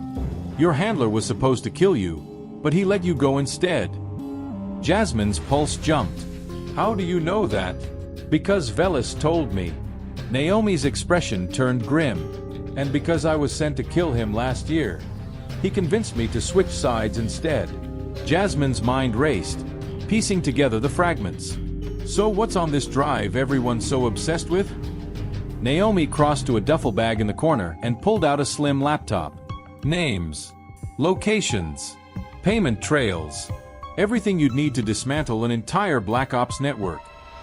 She powered on the computer, including who ordered the purge. The screen flickered to life, displaying a password prompt. Naomi looked at Jasmine. The problem is, the drive's encrypted, and the only person who knows the key is me. Jasmine finished, staring at the screen. Naomi nodded. Except you don't. Which means someone set me up. Jasmine stood abruptly, pacing the cramped space. They wanted everyone chasing me while they... A sudden noise cut her off, the faint creak of a floorboard outside the door. Both women froze. Naomi mouthed a single word. Cleaners. Jasmine grabbed the pistol from the table. The door exploded inward. The door splintered inward with a crash, the wood frame shattering under the force of a heavy boot. Jasmine was already moving, her body reacting before her mind could process the threat. She dove behind the kitchen table, overturning it in one fluid motion as the first bullets tore through the room. Naomi rolled toward the mattress, coming up with a pistol in each hand. She fired without hesitation, the shots deafening in the confined space. 2 figures in black tactical gear collapsed in the doorway, their heads snapping back from the impact. More shadows moved in the hall outside. Jasmine pressed her back against the overturned table, counting shots in her head. The pistol in her hand held 10 rounds. She'd fired none yet. Naomi had just emptied 2. No, 3 rounds from each of hers. Back window, Naomi hissed between shots. Jasmine risked a glance over the table. The back window was a boarded-up square of plywood barely large enough to squeeze through. It would take time, they didn't have to pry it open. A grenade rolled into the room. Jasmine didn't think. She grabbed it and threw it back through the ruined doorway in one motion. The explosion in the narrow hallway sent a shockwave through the apartment, raining plaster from the ceiling. Naomi was already at the window, prying at the boards with a knife. "Move!" Jasmine covered her, firing precise shots at the figures staggering through the smoke in the doorway. 3 rounds. 3 bodies hit the floor. The last board came free with a screech of nails. Naomi kicked out the remaining glass and wriggled through the opening. Jasmine followed, feeling the sharp edges bite into her palms as she pulled herself through. They dropped into an alley slick with rainwater and garbage. Somewhere behind them, shouts echoed through the blown-out apartment. "This way!" Naomi led them through a maze of backstreets, her breathing ragged from the wound in her side. Jasmine matched her pace, her senses hyper-alert. Every shadow could hide an enemy. Every corner could be an ambush. She kept count of their turns, left at the dumpster, right at the burned-out car, straight through the chain-link fence, marking potential escape routes in her mind. They emerged onto a deserted street lined with warehouses. Naomi ducked behind a rusted shipping container and doubled over, pressing a hand to her bleeding side. "You're hit," Jasmine said. Naomi grimaced. "Noticed that, did you?" Jasmine peeled back Naomi's jacket. The bullet had torn through muscle just above her hip. Not immediately life-threatening, but bad enough. "We need to stop the bleeding." Naomi batted her hands away. "Later. We need wheels first." She nodded toward the far end of the warehouse lot. "See that blue truck? Keys should be under the mat." Jasmine studied the distance. About 50 yards of open pavement. No cover. "Stay here." She moved low and fast, keeping to the shadows where she could. The truck was an old Ford, its paint faded by years of sun and salt air. The driver's side door creaked when she opened it. Keys glinted under the floor mat, just as Naomi had said. The engine turned over on the 3rd try, coughing to life with a rumble that sounded far too loud in the quiet street. Jasmine winced but didn't wait, pulling the truck around to where Naomi waited. Naomi hauled herself into the passenger seat with a stifled groan. "Go! North on the highway!" Jasmine stomped on the gas, the truck's tires squealing as they fishtailed onto the main road. In the rearview mirror, dark figures emerged from the alley they'd just left. No one followed. For now. The highway unspooled before them, a gray ribbon cutting through dense forest. Naomi directed them onto increasingly smaller roads until they were winding through backcountry lanes barely wide enough for the truck. Jasmine kept one eye on the mirrors. "Where are we going?" "Somewhere safe." Naomi leaned her head against the window, her face pale. "About 20 miles up this road, there's a hunting cabin. Belongs to a friend of Velas's." Jasmine glanced at the blood soaking through Naomi's makeshift bandage. "You're not going to make it 20 miles. Naomi's laugh turned into a cough. "You'd be surprised what I can survive." The truck jolted over a pothole, drawing a sharp gasp from Naomi. Jasmine tightened her grip on the wheel. "Tell me about the drive." Naomi closed her eyes. "Not much to tell. It's a ghost file. Contains everything. Operatives. Missions. Payoffs. Enough to burn the whole organization to the ground. And they think I have it. They think you are it." Naomi turned her head to look at Jasmine. "You were the courier on that last job in Minsk. The one where everything went sideways." Jasmine's knuckles whitened on the wheel. She remembered Minsk, the cold, the gunfire, the taste of blood in her mouth as she dragged herself through the snow. "I didn't have any drive," she said. Naomi smiled faintly. "No, but someone made sure it looked like you did." The pieces clicked together. A setup. From the inside. Naomi winced as the truck hit another bump. Velas has been tracking the leaks for months. Whoever's behind this is purging the ranks, tying up loose ends. Jasmine's mind raced. And now they're using me as the scapegoat. Bingo! Naomi's breathing grew more labored. "Turn left up here." The cabin's at the end of this logging road. The truck bounced along the rutted path, branches scraping against the windows. At the end of the overgrown trail sat a squat log structure, nearly invisible beneath the towering pines. Jasmine killed the engine. The sudden silence felt heavy, oppressive. Naomi didn't move. "Hey!" Jasmine reached over, shaking her shoulder. "We're here." Naomi's head lolled to the side. Her skin had taken on a waxy pallor, her lips tinged blue at the edges. Jasmine cursed and jumped out, rounding the truck to haul Naomi from the passenger seat. Naomi was lighter than she expected, all lean muscle and sharp angles beneath the blood-soaked clothes. The cabin door was locked. Jasmine kicked it open with one boot, the wood frame splintering easily. Inside was a single room, wood stove, cot, table littered with maps and radio equipment. She laid Naomi on the cot and went to work, stripping away the bloodied clothes to assess the damage. The bullet had gone clean through, but the exit wound was ragged and angry-looking. Infection would set in soon without proper treatment. Jasmine rifled through the cabin supplies, coming up with a dusty first aid kit and a bottle of whiskey. She poured the alcohol over the wounds, drawing a strangled cry from Naomi. "Stay with me," Jasmine muttered, threading a needle from the kit. Naomi's hand shot out, gripping her wrist with surprising strength. "Listen. If I don't make it, you'll make it." Jasmine pulled free and began stitching, her movements quick and precise. Naomi's breath came in short, pained gasps as the needle bit into her flesh. "Prague," she ground out. "Find the clockmaker in Old Town Square. Tell him the sparrow flies at midnight." Jasmine tied off the last stitch. "What does that mean?" But Naomi's eyes had fluttered shut, her body going limp as unconsciousness claimed her. Jasmine sat back on her heels, wiping bloody hands on her jeans. Outside, the wind picked up, rattling the cabin's lone window. Somewhere out there, people were hunting her for secrets she didn't possess. And the only person who might have answers was bleeding out on a cot in the middle of nowhere. Jasmine checked the pistol's magazine. 7 rounds left. It would have to be enough. The first light of dawn crept through the cabin's lone window as Jasmine finished packing the supplies. She moved with quiet efficiency, her hands automatically cataloging each item. Medical kit, 2 canteens of water, the remaining food rations, extra ammunition from the cabin's hidden floor compartment. Naomi still hadn't woken. Jasmine crouched beside the cot, pressing 2 fingers to the pulse point beneath Naomi's jaw. The rhythm was steady but weak. Fever had set in during the night, leaving Naomi's skin damp with sweat despite the chill in the cabin.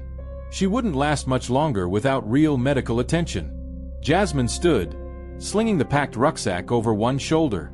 She hesitated for only a moment before scribbling a note on a scrap of paper and leaving it on the table. Asterisk gone to Prague. Stay alive. Asterisk. The door creaked as she slipped outside, the morning air sharp with the scent of pine and damp earth. Jasmine scanned the tree line, listening for any sound out of place. The snap of a twig, the rustle of disturbed undergrowth. Nothing. For now. She set off at a brisk pace, following the overgrown logging road back to where they'd left the truck. The vehicle sat exactly as they'd abandoned it, though the hood was cold to the touch now. Jasmine checked the fuel gauge. Just under half a tank. Enough to reach the nearest town. Maybe. The engine turned over with a reluctant groan. Jasmine let it idle for a moment, studying the crude map Naomi had drawn before passing out. The nearest town was 20 miles west, a small on the map called Elkwood.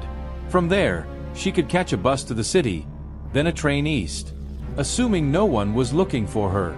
Assuming she made it that far. Jasmine put the truck in gear. Elkwood consisted of a gas station, a diner, and a bus stop that looked like it hadn't been used in years. Jasmine parked behind the diner, out of sight from the main road, and entered through the back door. The smell of grease and coffee hit her like a physical force. A handful of locals sat at the counter, their conversation dying as Jasmine walked past. She kept her head down, sliding into a booth by the window with a clear view of the parking lot. A waitress with tired eyes and a name tag reading, Darlene, approached. "Coffee, please." Jasmine kept her voice low, unremarkable. "And whatever's hot." Darlene nodded and shuffled away. Jasmine used the moment to study the diner's other patrons. 2 truckers arguing over a football game, An elderly couple sharing a slice of pie, a man in a flannel shirt reading a newspaper. No one paid her any attention. Darlene returned with a mug of coffee and a plate of eggs and toast. Passing through. Jasmine nodded, keeping her answers vague. Just need to get to the city. Bus comes through at noon, Darlene said, assuming it's on time. Which it never is. Jasmine forced a smile. Thanks. She ate mechanically, her senses still on high alert. The coffee was bitter and burnt, the eggs overcooked, but it was fuel. That was all that mattered. The bell above the door jingled. Jasmine didn't look up, but her hand drifted toward the knife concealed in her boot. Footsteps approached.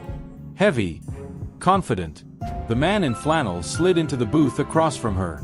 Up close, he was younger than she'd first thought, maybe mid-30s, with calloused hands and a faded scar along his jawline. You the one who left the blue truck out back? He asked, his voice barely above a whisper. Jasmine tensed. Depends who's asking. The man's lips quirked. Friend of a friend. He slid a key across the table. Gray sedan around the corner. Full tank. Registration's clean. Jasmine didn't touch the key. What's the catch? No catch. The man stood, adjusting his flannel shirt. Beneath it, Jasmine caught the glint of a shoulder holster. Just delivering a message. He leaned down, his breath warm against her ear. The clock ticks both ways. Then he was gone, the bell jingling again as he exited the diner. Jasmine waited a full minute before picking up the key. The message was clear. Someone knew she was coming, and they'd just given her a ride. The gray sedan was exactly where the man had said it would be, parked discreetly behind the post office. Jasmine circled it twice, checking for tracking devices or explosives, before sliding into the driver's seat. The engine purred to life, newer and far more reliable than the truck. The glove compartment yielded a stack of cash, a fake ID with her picture but a different name, and a train ticket to New York leaving that evening. From there, Prague was only a flight away. Jasmine tucked the items into her jacket and pulled onto the road. The sedan handled smoothly, eating up the miles as she merged onto the highway. She had a long way to go, and a clockmaker to find. The cobblestones of Old Town Square glistened under a light drizzle as Jasmine moved through the early morning crowd. Tourists huddled under colorful umbrellas, their cameras pointed at the astronomical clock just beginning its hourly show. The ancient mechanism whirred to life, wooden apostles rotating past tiny windows while a skeleton figurine tolled its bell. Jasmine kept her hands in her pockets, fingers brushing against the cold metal of the pistol tucked into her waistband. 3 days had passed since she'd left Naomi in that cabin. 3 days of trains, planes, and stolen cars to reach this moment. The clockmaker's shop stood tucked between a souvenir stand and a cafe, its narrow storefront nearly invisible beneath layers of grime and centuries of wear. A hand-painted sign above the door read, Horologium, in peeling gold letters. The bell above the door jingled as Jasmine entered. The interior smelled of oil and aged wood, the walls lined with clocks of every shape and size. Grandfather clocks with gleaming pendulums, delicate porcelain mantel clocks, even a few modern digital displays that looked wildly out of place. A man emerged from the back room, wiping his hands on a stained apron. He was older, perhaps in his 60s, with a neatly trimmed white beard and round spectacles perched on his nose. His eyes, sharp and clear despite his age, flicked over Jasmine in an instant. "Can I help you?" he asked in lightly accented English. Jasmine kept her voice low. "The sparrow flies at midnight." The clockmaker didn't react. He simply turned and walked back into the workshop without another word. After a moment's hesitation, Jasmine followed. The back room was a cluttered workspace, tools and clock parts scattered across every available surface. The old man locked the door behind them before speaking again. "You're younger than I expected," he said, moving to a large grandfather clock against the far wall. Jasmine remained near the door, her stance ready. "You were expecting me?" "Not you specifically." The clockmaker opened the clock's face panel and reached inside, his fingers moving something Jasmine couldn't see. "Just that someone would come." A soft click echoed through the room. The entire clock swung forward, revealing a hidden doorway. The clockmaker stepped aside. Down the stairs. "He's waiting." Jasmine hesitated. "Who is?" The old man smiled faintly. "You'll see." The staircase beyond was narrow and dimly lit, the stone steps worn smooth by centuries of use. Jasmine descended slowly, her free hand trailing along the damp wall for balance. The air grew cooler as she went deeper, the sounds of the shop fading behind her. At the bottom, a single door stood ajar, golden light spilling through the crack. Jasmine took a steadying breath and pushed it open. The room beyond was unlike anything she'd expected. A modern operations center hidden beneath Prague's ancient streets. Banks of computer monitors lined one wall, their screens displaying maps and security feeds. A long table in the center held an array of weapons and communication devices. And standing at the far end of the room, his back to her as he studied one of the screens, was a man she'd thought she'd never see again. Her old handler, the one who'd let her go. He turned slowly, his scarred face illuminated by the glow of the monitors. "Hello, little sparrow." Jasmine's hand flew to her weapon. The man didn't flinch. "Still quick to draw, I see. You're supposed to be dead," Jasmine whispered.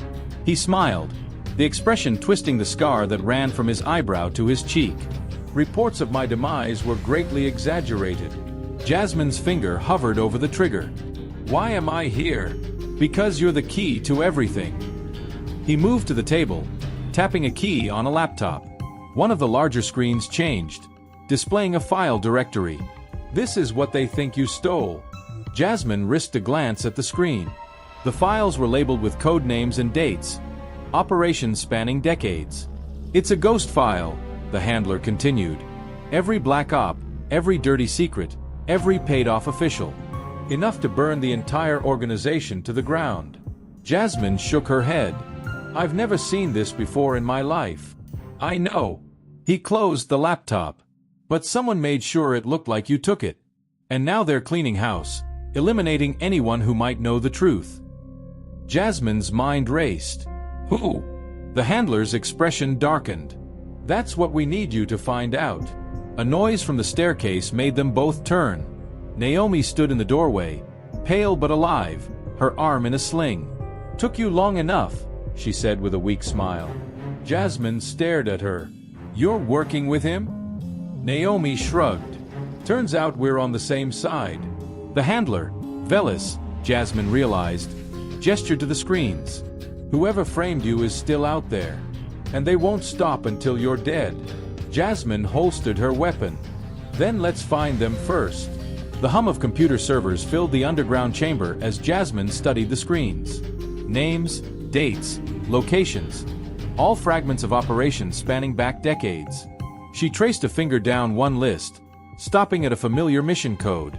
"Budapest," she murmured. "I was there." Velis moved to stand beside her, his presence as imposing as she remembered from training. "Extraction job, wasn't it?" "Supposed to be." Jasmine's fingers tightened on the edge of the desk. "Target was dead when we arrived. Execution style." Naomi limped over, wincing as she leaned against the table. Same thing happened in Belgrade 3 months later. And Prague before that.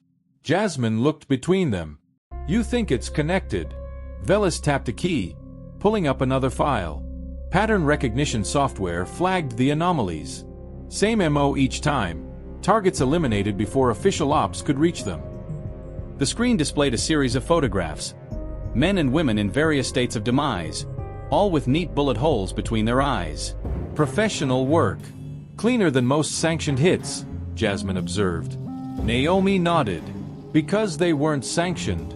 Someone was running a shadow operation within the organization." Jasmine scrolled through more files, her mind piecing together timelines and connections. "And this ghost file proves it."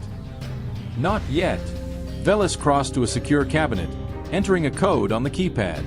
"The real evidence is encrypted. That's why they're so desperate to retrieve it and silence anyone who might have seen the data." The cabinet door swung open, revealing a small silver drive identical to the one from her nightmares. Jasmine's breath caught. "You had it this whole time?" Velis shook his head. "This is a decoy. The real drive is still out there." He held it out to her. "But you're going to help us find it." Jasmine didn't take it. "How?" "Because you're the only one who can authenticate it." Naomi pushed off from the table. "The encryption key is biometric. your retinal scan and voice print. A cold realization settled in Jasmine's gut. That's why they framed me. They needed access locked to someone expendable. Velis' expression darkened. And now that the trap has sprung, they'll eliminate the key along with the evidence. The servers hummed louder as Jasmine processed the implications. Every mission, every handler, every safe house, all potentially compromised. Naomi's phone buzzed. She glanced at the screen, her face hardening. "We've got company. Security breach at the clock shop." Velis moved with surprising speed for a man his age, arming himself from the weapons table. "How many?" "Enough to be a problem." Naomi checked her sidearm.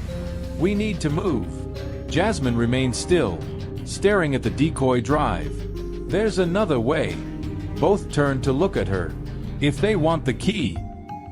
Jasmine met Velis' gaze. "Let's give them one." A slow smile spread across the old handler's scarred face. "Bait the trap." Naomi groaned. "I hate this plan already." Jasmine took the drive, pocketing it with deliberate visibility. "Then let's make sure it's a show they can't ignore." Above them, the first explosion rocked the foundations of the clock shop. The first gunshots echoed through the ceiling as dust rained down from the stone arches. Jasmine pressed her back against the cold wall beside the stairwell, counting the footsteps pounding overhead. "3 hostiles," she murmured, barely moving her lips, "all converging on the workshop." Velis checked the monitor displaying the shop security feed. 2 men in dark tactical gear moved with military precision, sweeping the room with suppressed rifles. A third covered the door. "Not our usual cleaners," Velis observed. "Private contractors." Naomi ejected her pistol's magazine, verifying the round count before slamming it home again. Mercenaries mean deniability. Someone stepping up their timeline. Another explosion shook the foundations. Small but precise, likely breaching the hidden door mechanism. Jasmine felt the vibration through the stone at her back. "Clock's ticking," she said. Velis handed her an earpiece. "Remember the play?" Jasmine secured the device, the tiny speaker crackling to life. "Draw them out.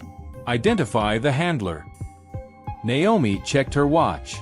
"Extraction team is 5 minutes out. Try not to get shot before then." Jasmine allowed herself a thin smile. "No promises." She took a deep breath and stepped into the stairwell. The shop was in ruins when Jasmine emerged. Display cases lay shattered, their precious timepieces reduced to scattered gears underfoot. The 2 mercenaries had their backs to her, examining the open panel of the grandfather clock. Jasmine made no effort to hide her footsteps. Both men spun, rifles rising in perfect unison. "Hands!" the lead mercenary barked. Jasmine raised them slowly, making sure they could see the silver drive clutched in her right hand. The second mercenary's eyes locked onto it. Target acquired. Jasmine watched their body language, the subtle tells that betrayed their training. Ex-military, likely Eastern European. Hired guns, not true believers. That made them predictable. The lead mercenary reached for his radio. Package secured. Preparing for. Jasmine moved. Her left hand snapped forward, flinging a handful of clock gears into the first man's face. As he flinched, she pivoted into a spinning kick that sent the second mercenary crashing into a display case. Glass shattered as she snatched the rifle from the first man's hands, reversing it to slam the stock into his temple. He dropped like a stone. The second mercenary was already scrambling up, blood streaming from a cut on his forehead. Jasmine shot him twice in the chest before he could raise his weapon. The radio on the first man's belt crackled. "Status report." Jasmine picked it up, keeping her voice calm. "Package secure. Moving to extraction point." A pause. Then, "Confirmed. Proceed to secondary location." She smiled. "Got you." The rain had intensified when Jasmine stepped into the alley behind the shop. She kept the drive visible in one hand, the stolen rifle slung across her back. The earpiece crackled. "Two tails at your 6, Naomi's voice came through. "Don't look." Jasmine didn't. She turned left at the end of the alley, joining the thin stream of tourists braving the weather. The ancient cobblestones gleamed underfoot, treacherous with wetness. One's breaking off, Velis murmured in her ear. Heading for a rooftop. Sniper. Jasmine adjusted her route without breaking stride, putting a group of umbrella-toting Japanese tourists between herself and the likely firing angle. She ducked into a souvenir shop, watching the reflection in a gaudy Prague snow globe to spot her pursuers. The remaining tail was good, just another face in the crowd, his jacket concealing whatever weapons he carried. But his eyes kept flicking to her hand. To the drive. Secondary location is the Charles Bridge, Velis informed her. Classic choke point. Naomi chimed in, extraction team is delayed. You'll have to dance a little longer. Jasmine exited the shop, turning toward the river. The famous bridge stretched ahead, its Baroque statues watching silently as she stepped onto the pedestrian walkway. Halfway across, the trap would spring. She could feel it in her bones. The first shot ricocheted off the stone railing to her left. Right on schedule. The second shot took out a tourist's camera 3 feet to Jasmine's right.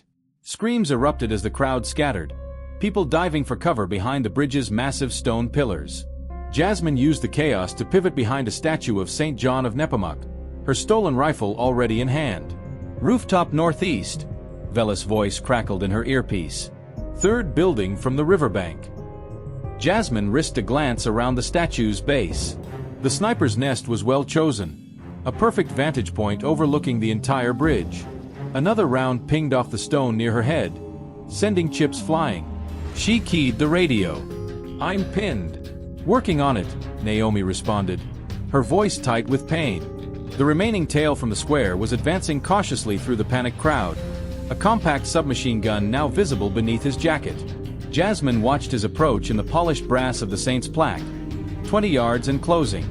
She waited until he stepped into the shadow of the next pillar before moving. A swift kick to the back of his knee dropped him instantly. Before he could react, Jasmine had the rifle's stock against his throat, pressing him against the wet stone. Who's your handler? She demanded. The man's lips curled in defiance. Jasmine increased the pressure, cutting off his airway. His face darkened, veins bulging at his temples. Last chance, she whispered. His hand twitched toward his waistband. Jasmine shifted just enough to see the glint of a knife being drawn.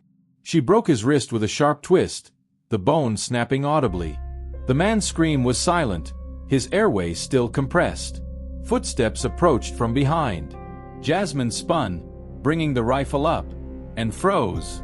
The woman standing before her was a ghost from another life. "Hello, little bird," said Agent Markov. Jasmine's finger hovered over the trigger. Markov looked exactly as she had the day they'd partnered on the key of extraction. Tall, immaculately dressed, her blonde hair pulled back in the same severe bun. Even the faint scar along her jawline from a long-ago knife fight remained. "You're supposed to be dead," Jasmine said. Markov smiled. "I get that a lot." The mercenary at Jasmine's feet chose that moment to lunge for his dropped weapon. Markov shot him in the head without looking. Jasmine didn't flinch at the gunshot. "You're the one who framed me." Framed is such an ugly word. Markov stepped over the body, her designer shoes avoiding the pooling blood with practiced ease. "I prefer to think of it as career redirection." Velis' voice hissed in Jasmine's ear. "Don't listen. Extraction in 90 seconds. Markov's eyes flicked to the earpiece. "Still taking orders from that old warhorse? He's the reason you're in this mess." She held out a gloved hand. "Give me the drive, and I'll make sure you walk away from this." Jasmine tightened her grip on the rifle. "Why should I believe you?" "Because I'm the only one who's been honest with you." Markov's smile faded. "Velis never told you about Budapest, did he? About what really happened to your team?" A cold knot formed in Jasmine's stomach. Markov saw the hesitation and pressed her advantage. "That wasn't the target's blood we found. It was yours. Your memories. Your DNA." Her voice dropped to a whisper. "They've been lying to you from the start." The roar of an approaching speedboat echoed off the river below. Markov glanced over the railing, then back at Jasmine. "Last chance," Markov said, raising her own weapon. "The drive or your life." Jasmine made her choice. She tossed the decoy drive into the air between them. As Markov's eyes instinctively tracked it, Jasmine dropped and swept Markov's legs out from under her. The older woman hit the cobblestones hard, her pistol skittering away. Jasmine was on her in an instant, driving a knee into her ribs. "Who's running the purge?" Markov laughed, blood staining her teeth. "You still don't get it, do you?" She grabbed Jasmine's collar, pulling her close enough to whisper, "It was never about the drive. It's about you." A shot rang out from the sniper's nest. Jasmine felt the bullet graze her shoulder as she rolled aside. Markov used the distraction to kick free, scrambling toward the bridge's opposite side. "Jasmine, jump!" Naomi's voice screamed in her ear. The speedboat roared into view below, Velis at the helm. Without hesitation, Jasmine vaulted over the railing, plummeting toward the water. The last thing she saw before hitting the surface was Markov disappearing into the crowd, a silver flash in her hand, the decoy drive, secured at last. As the icy Vltava River closed over her head, Jasmine realized two things. Markov had gotten exactly what she wanted, and Jasmine had just given it to her. The safe house stank of antiseptic and damp wool. Jasmine sat on the edge of a sagging cot, wincing as Naomi dabbed at the bullet graze on her shoulder. The boat ride downriver had been a blur of cold water and adrenaline, ending at this crumbling riverside warehouse far from the city center. Velis paced near the lone window, his silhouette framed by the fading afternoon light. Markov took the bait. Jasmine flexed her injured arm. She knew it was a decoy. "Doesn't matter." Naomi taped a fresh bandage in place. "The tracker we embedded will lead us straight to their base." Jasmine studied them both, the old handler with his scarred face, the wounded operative who dragged herself across Europe to help her. Two people who, by all rights, should have left her for dead long ago. "Why?" The word slipped out before she could stop it. Velis stopped pacing. Naomi's hands stilled. "Why what?" Velis asked, though his eyes said he already knew. Jasmine stood, testing her balance. "Why go through all this? The decoys, the chase, risking your entire network." She met his gaze. "You could have killed me in that cabin 6 months ago." The silence stretched like a wire about to snap. Naomi exchanged a look with Velis, then limped to a rusted filing cabinet in the corner. She returned with a yellowed folder, its edges frayed with age. "Because of this," she said, handing it to Jasmine. The file was stamped with a single word in red ink: Budapest. Jasmine's fingers trembled as she opened it. The first page was a mission brief. Standard extraction protocol. Target: Dr. Emil Kovacs. Location: Budapest Safe House. Team: Markov, lead. Carter, Jasmine, 2 support operatives. The next page was a black and white surveillance photo. Jasmine recognized herself entering the safe house, weapon drawn. But the date stamp was impossible. 3 days after the official mission date. Her throat tightened. "This is doctored." Velis shook his head. "Keep reading." Jasmine flipped to the next page. A medical report. Her own face stared back from the attached photo, eyes glassy, tubes snaking from her arms. The diagnosis column was a blur of technical jargon, but one phrase stood out: memory engram extraction. Successful. The floor seemed to tilt beneath her. "What is this?" "What Markov never wanted you to remember," Velis said quietly. "Kovacs wasn't the target. You were." Naomi handed her another photo, this one showing Jasmine strapped to a medical chair, electrodes attached to her temples. Markov stood beside her, smiling. "The Budapest mission was a setup," Naomi explained. "They needed access to your neural patterns, the unique way your brain encodes information. Kovacs was a neuroengineer specializing in memory encryption." Jasmine's pulse roared in her ears. "The ghost file isn't on a drive," Velis finished. "It's in here." He tapped her temple. "You're the only living key." The pieces clicked together with terrible clarity. Markov hadn't just framed her, she'd turned Jasmine into a walking cipher. Every mission, every handler, every safehouse location, all locked away in memories that weren't entirely her own. Jasmine stumbled to the warehouse's cracked mirror. The face staring back was familiar yet suddenly foreign. How much of her past was real? How much had been planted? Velis' reflection appeared behind her. The purge wasn't about eliminating loose ends. It was about silencing anyone who knew what they'd done to you. Jasmine turned. And you? I was supposed to retire you. His scarred face twisted in something like regret. But some debts can't be repaid with a bullet. Outside, the distant wail of police sirens cut through the evening air. Naomi checked her phone, her face hardening. "Tracker's active," she said. "Markov's moving toward the airport." Jasmine closed the file, the weight of its revelations settling into her bones. She'd spent 6 months running from shadows. Now it was time to hunt them. "Then let's finish this," she said, reaching for her weapon. The private airfield outside Prague was eerily quiet at 3 a.m. Jasmine crouched in the tree line bordering the runway, watching as a sleek Gulfstream jet idled near the lone hangar. 2 armed guards patrolled the tarmac, their silhouettes sharp against the floodlights. Naomi's voice crackled in her earpiece. "Thermal shows 5 hostiles total, 2 outside, 3 in the hangar. Markov's already aboard." Jasmine adjusted the night vision goggles, the world shifting into shades of green. "Any sign of Kovacs?" "Negative. But there's a medical pod on that plane." Jasmine's jaw tightened. They were going to extract the memories here, then dispose of her. "Efficient."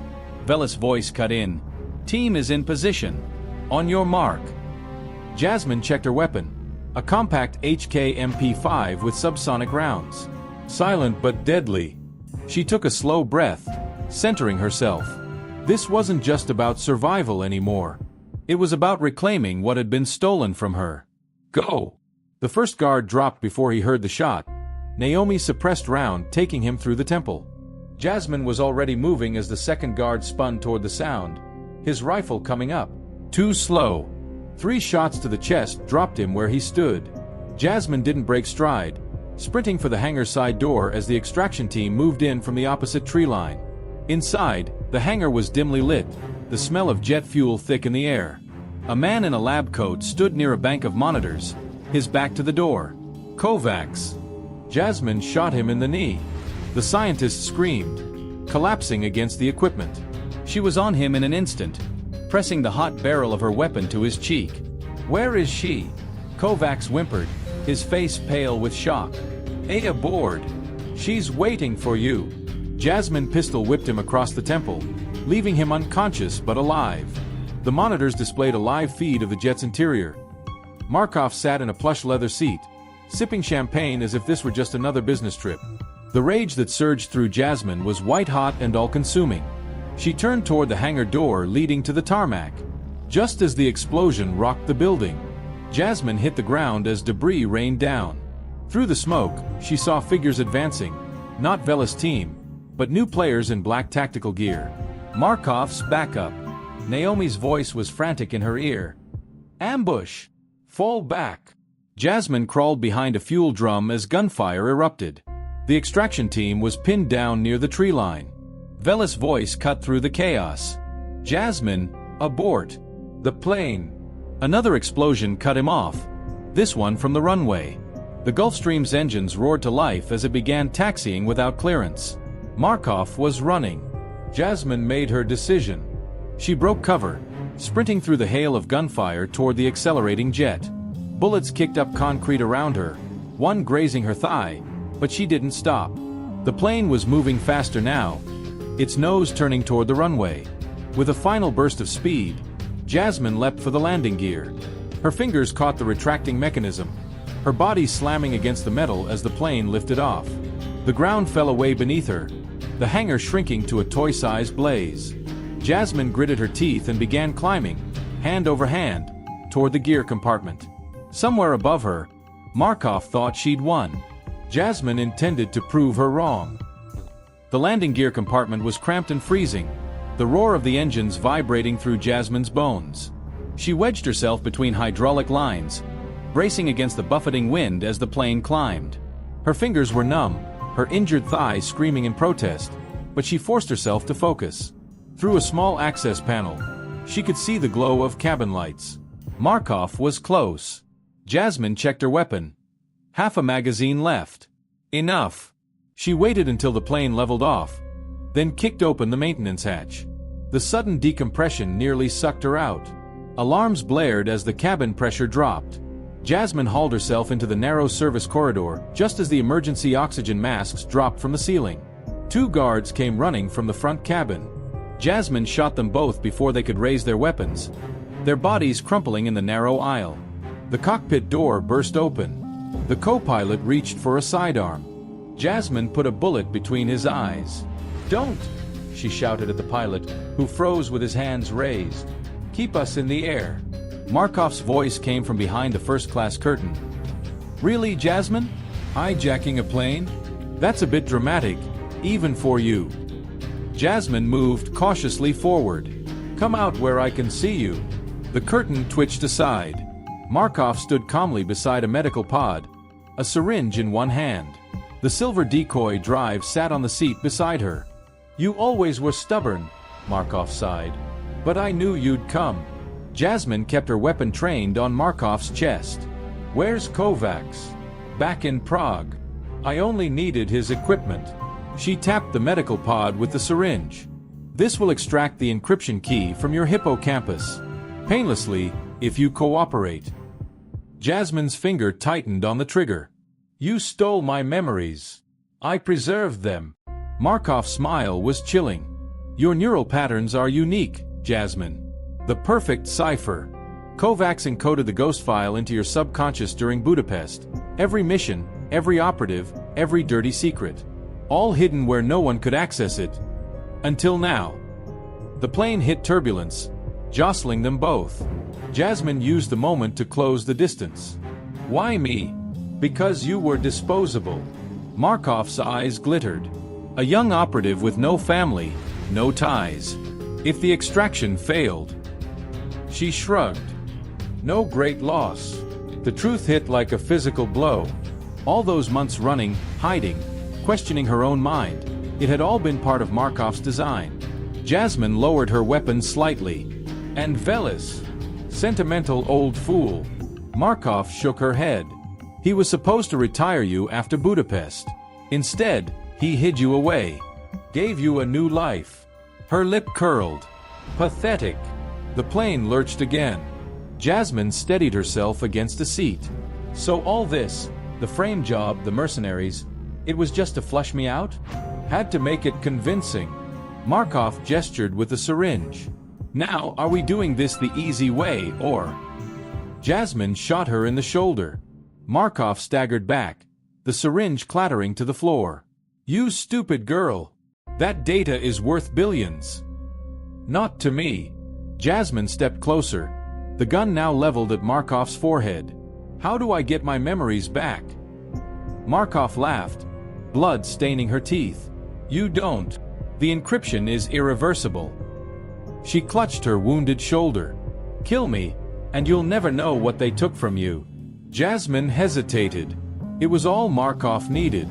Her good hand flashed to her waistband, producing a slim pistol. The shot grazed Jasmine's ribs as she dove sideways.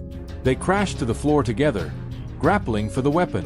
Markov fought with feral desperation, her nails raking Jasmine's face. Jasmine headbutted her, feeling cartilage crunch. The pistol skittered away. Markov scrambled for it. Jasmine shot her in the spine. Markov collapsed with a gasp, her legs useless. You don't know what you've done." Jasmine stood, breathing hard. "I know exactly what I'm doing." She turned to the medical pod, studying the interface. The screen displayed a neural map, asterisk or asterisk neural map, with certain pathways highlighted in red. The encrypted data. A choice loomed before her: destroy it all, or risk letting it fall into the wrong hands. Jasmine reached for the controls. The medical pod screen flickered as Jasmine's fingers hovered over the controls. Markov's labored breathing filled the cabin, her broken body propped against the bulkhead. "You'll never understand what you're destroying," Markov gasped. Jasmine studied the neural map, the tangled web of her own memories, some real, some implanted. The ghost file wasn't just data, it was woven into the fabric of her mind. Extracting it could unravel everything. A metallic taste filled her mouth. She remembered Budapest now, the smell of Kovacs' lab, the cold press of electrodes against her scalp, Markov's voice whispering, asterisk, This will only hurt for a moment. Asterisk. The plane shuddered violently. The pilot's voice crackled over the intercom. We've lost cabin pressure. Descending to static. Jasmine made her decision. Her fingers flew across the keypad, entering the sequence Velis had drilled into her during training. A failsafe code few operatives knew. The screen flashed red. Neural purge initiated. Markov screamed. No, you don't know what you're. Jasmine silenced her with a look. I know exactly what I'm doing. The pod hummed to life, its probes extending like mechanical tendrils. Jasmine took a deep breath and pressed her temples against the contact points. A jolt of electricity seared through her skull. And then the memories came. Asterisk Budapest. The needle sliding into her arm. Markov's face swimming above her. The perfect vessel. Asterisk. Asterisk Velis standing in the shadows. This is wrong. Asterisk. Asterisk Kovacs adjusting the machines. The encryption will fragment her recall. She'll never know what's real. Asterisk. Asterisk Markov smiling. Exactly. Asterisk. The images accelerated. Mission files, bank routes, assassination orders. All flooding her consciousness at once. Names. Faces. Locations. Too much. Too fast. Jasmine's vision whited out from the pain. Somewhere distant, she heard alarms blaring, the plane screaming into a nosedive. Markov was shouting, begging, but the words meant nothing. There was only the purge, only the ghost, and then silence. Jasmine opened her eyes to sunlight, white sheets, the beep of monitors, the sterile smell of a hospital. Velis sat beside the bed, his scarred face drawn with exhaustion. When he saw she was awake, he leaned forward. Welcome back. Jasmine's voice was raw. How long? 3 days. Velis poured her a glass of water. The plane crashed in a field outside Brno. We found you in the wreckage. Alone. The ghost file. Markov. The memories. It all rushed back in fragments. Did I? It's gone. Velis squeezed her hand. All of it. Jasmine searched her mind. The weight was lifted. The constant hum of something other beneath her thoughts, now silent. But with it went pieces of herself. Training exercises, childhood recollections, whole swaths of her past now fuzzy or missing entirely. A fair trade. Naomi appeared in the doorway, her arms still in a sling but smiling. Look who's alive. Jasmine tried to sit up, wincing. What now? Velis exchanged a glance with Naomi. Now? Now you get to choose. He placed 2 items on the bedside table. A passport with a new name. And a pistol. Jasmine looked at them for a long moment. Then she reached out and took the passport. Naomi grinned. Good choice. Beyond the window, the sun shone over Prague's rooftops. Somewhere out there, a new life waited. This time, it would be hers.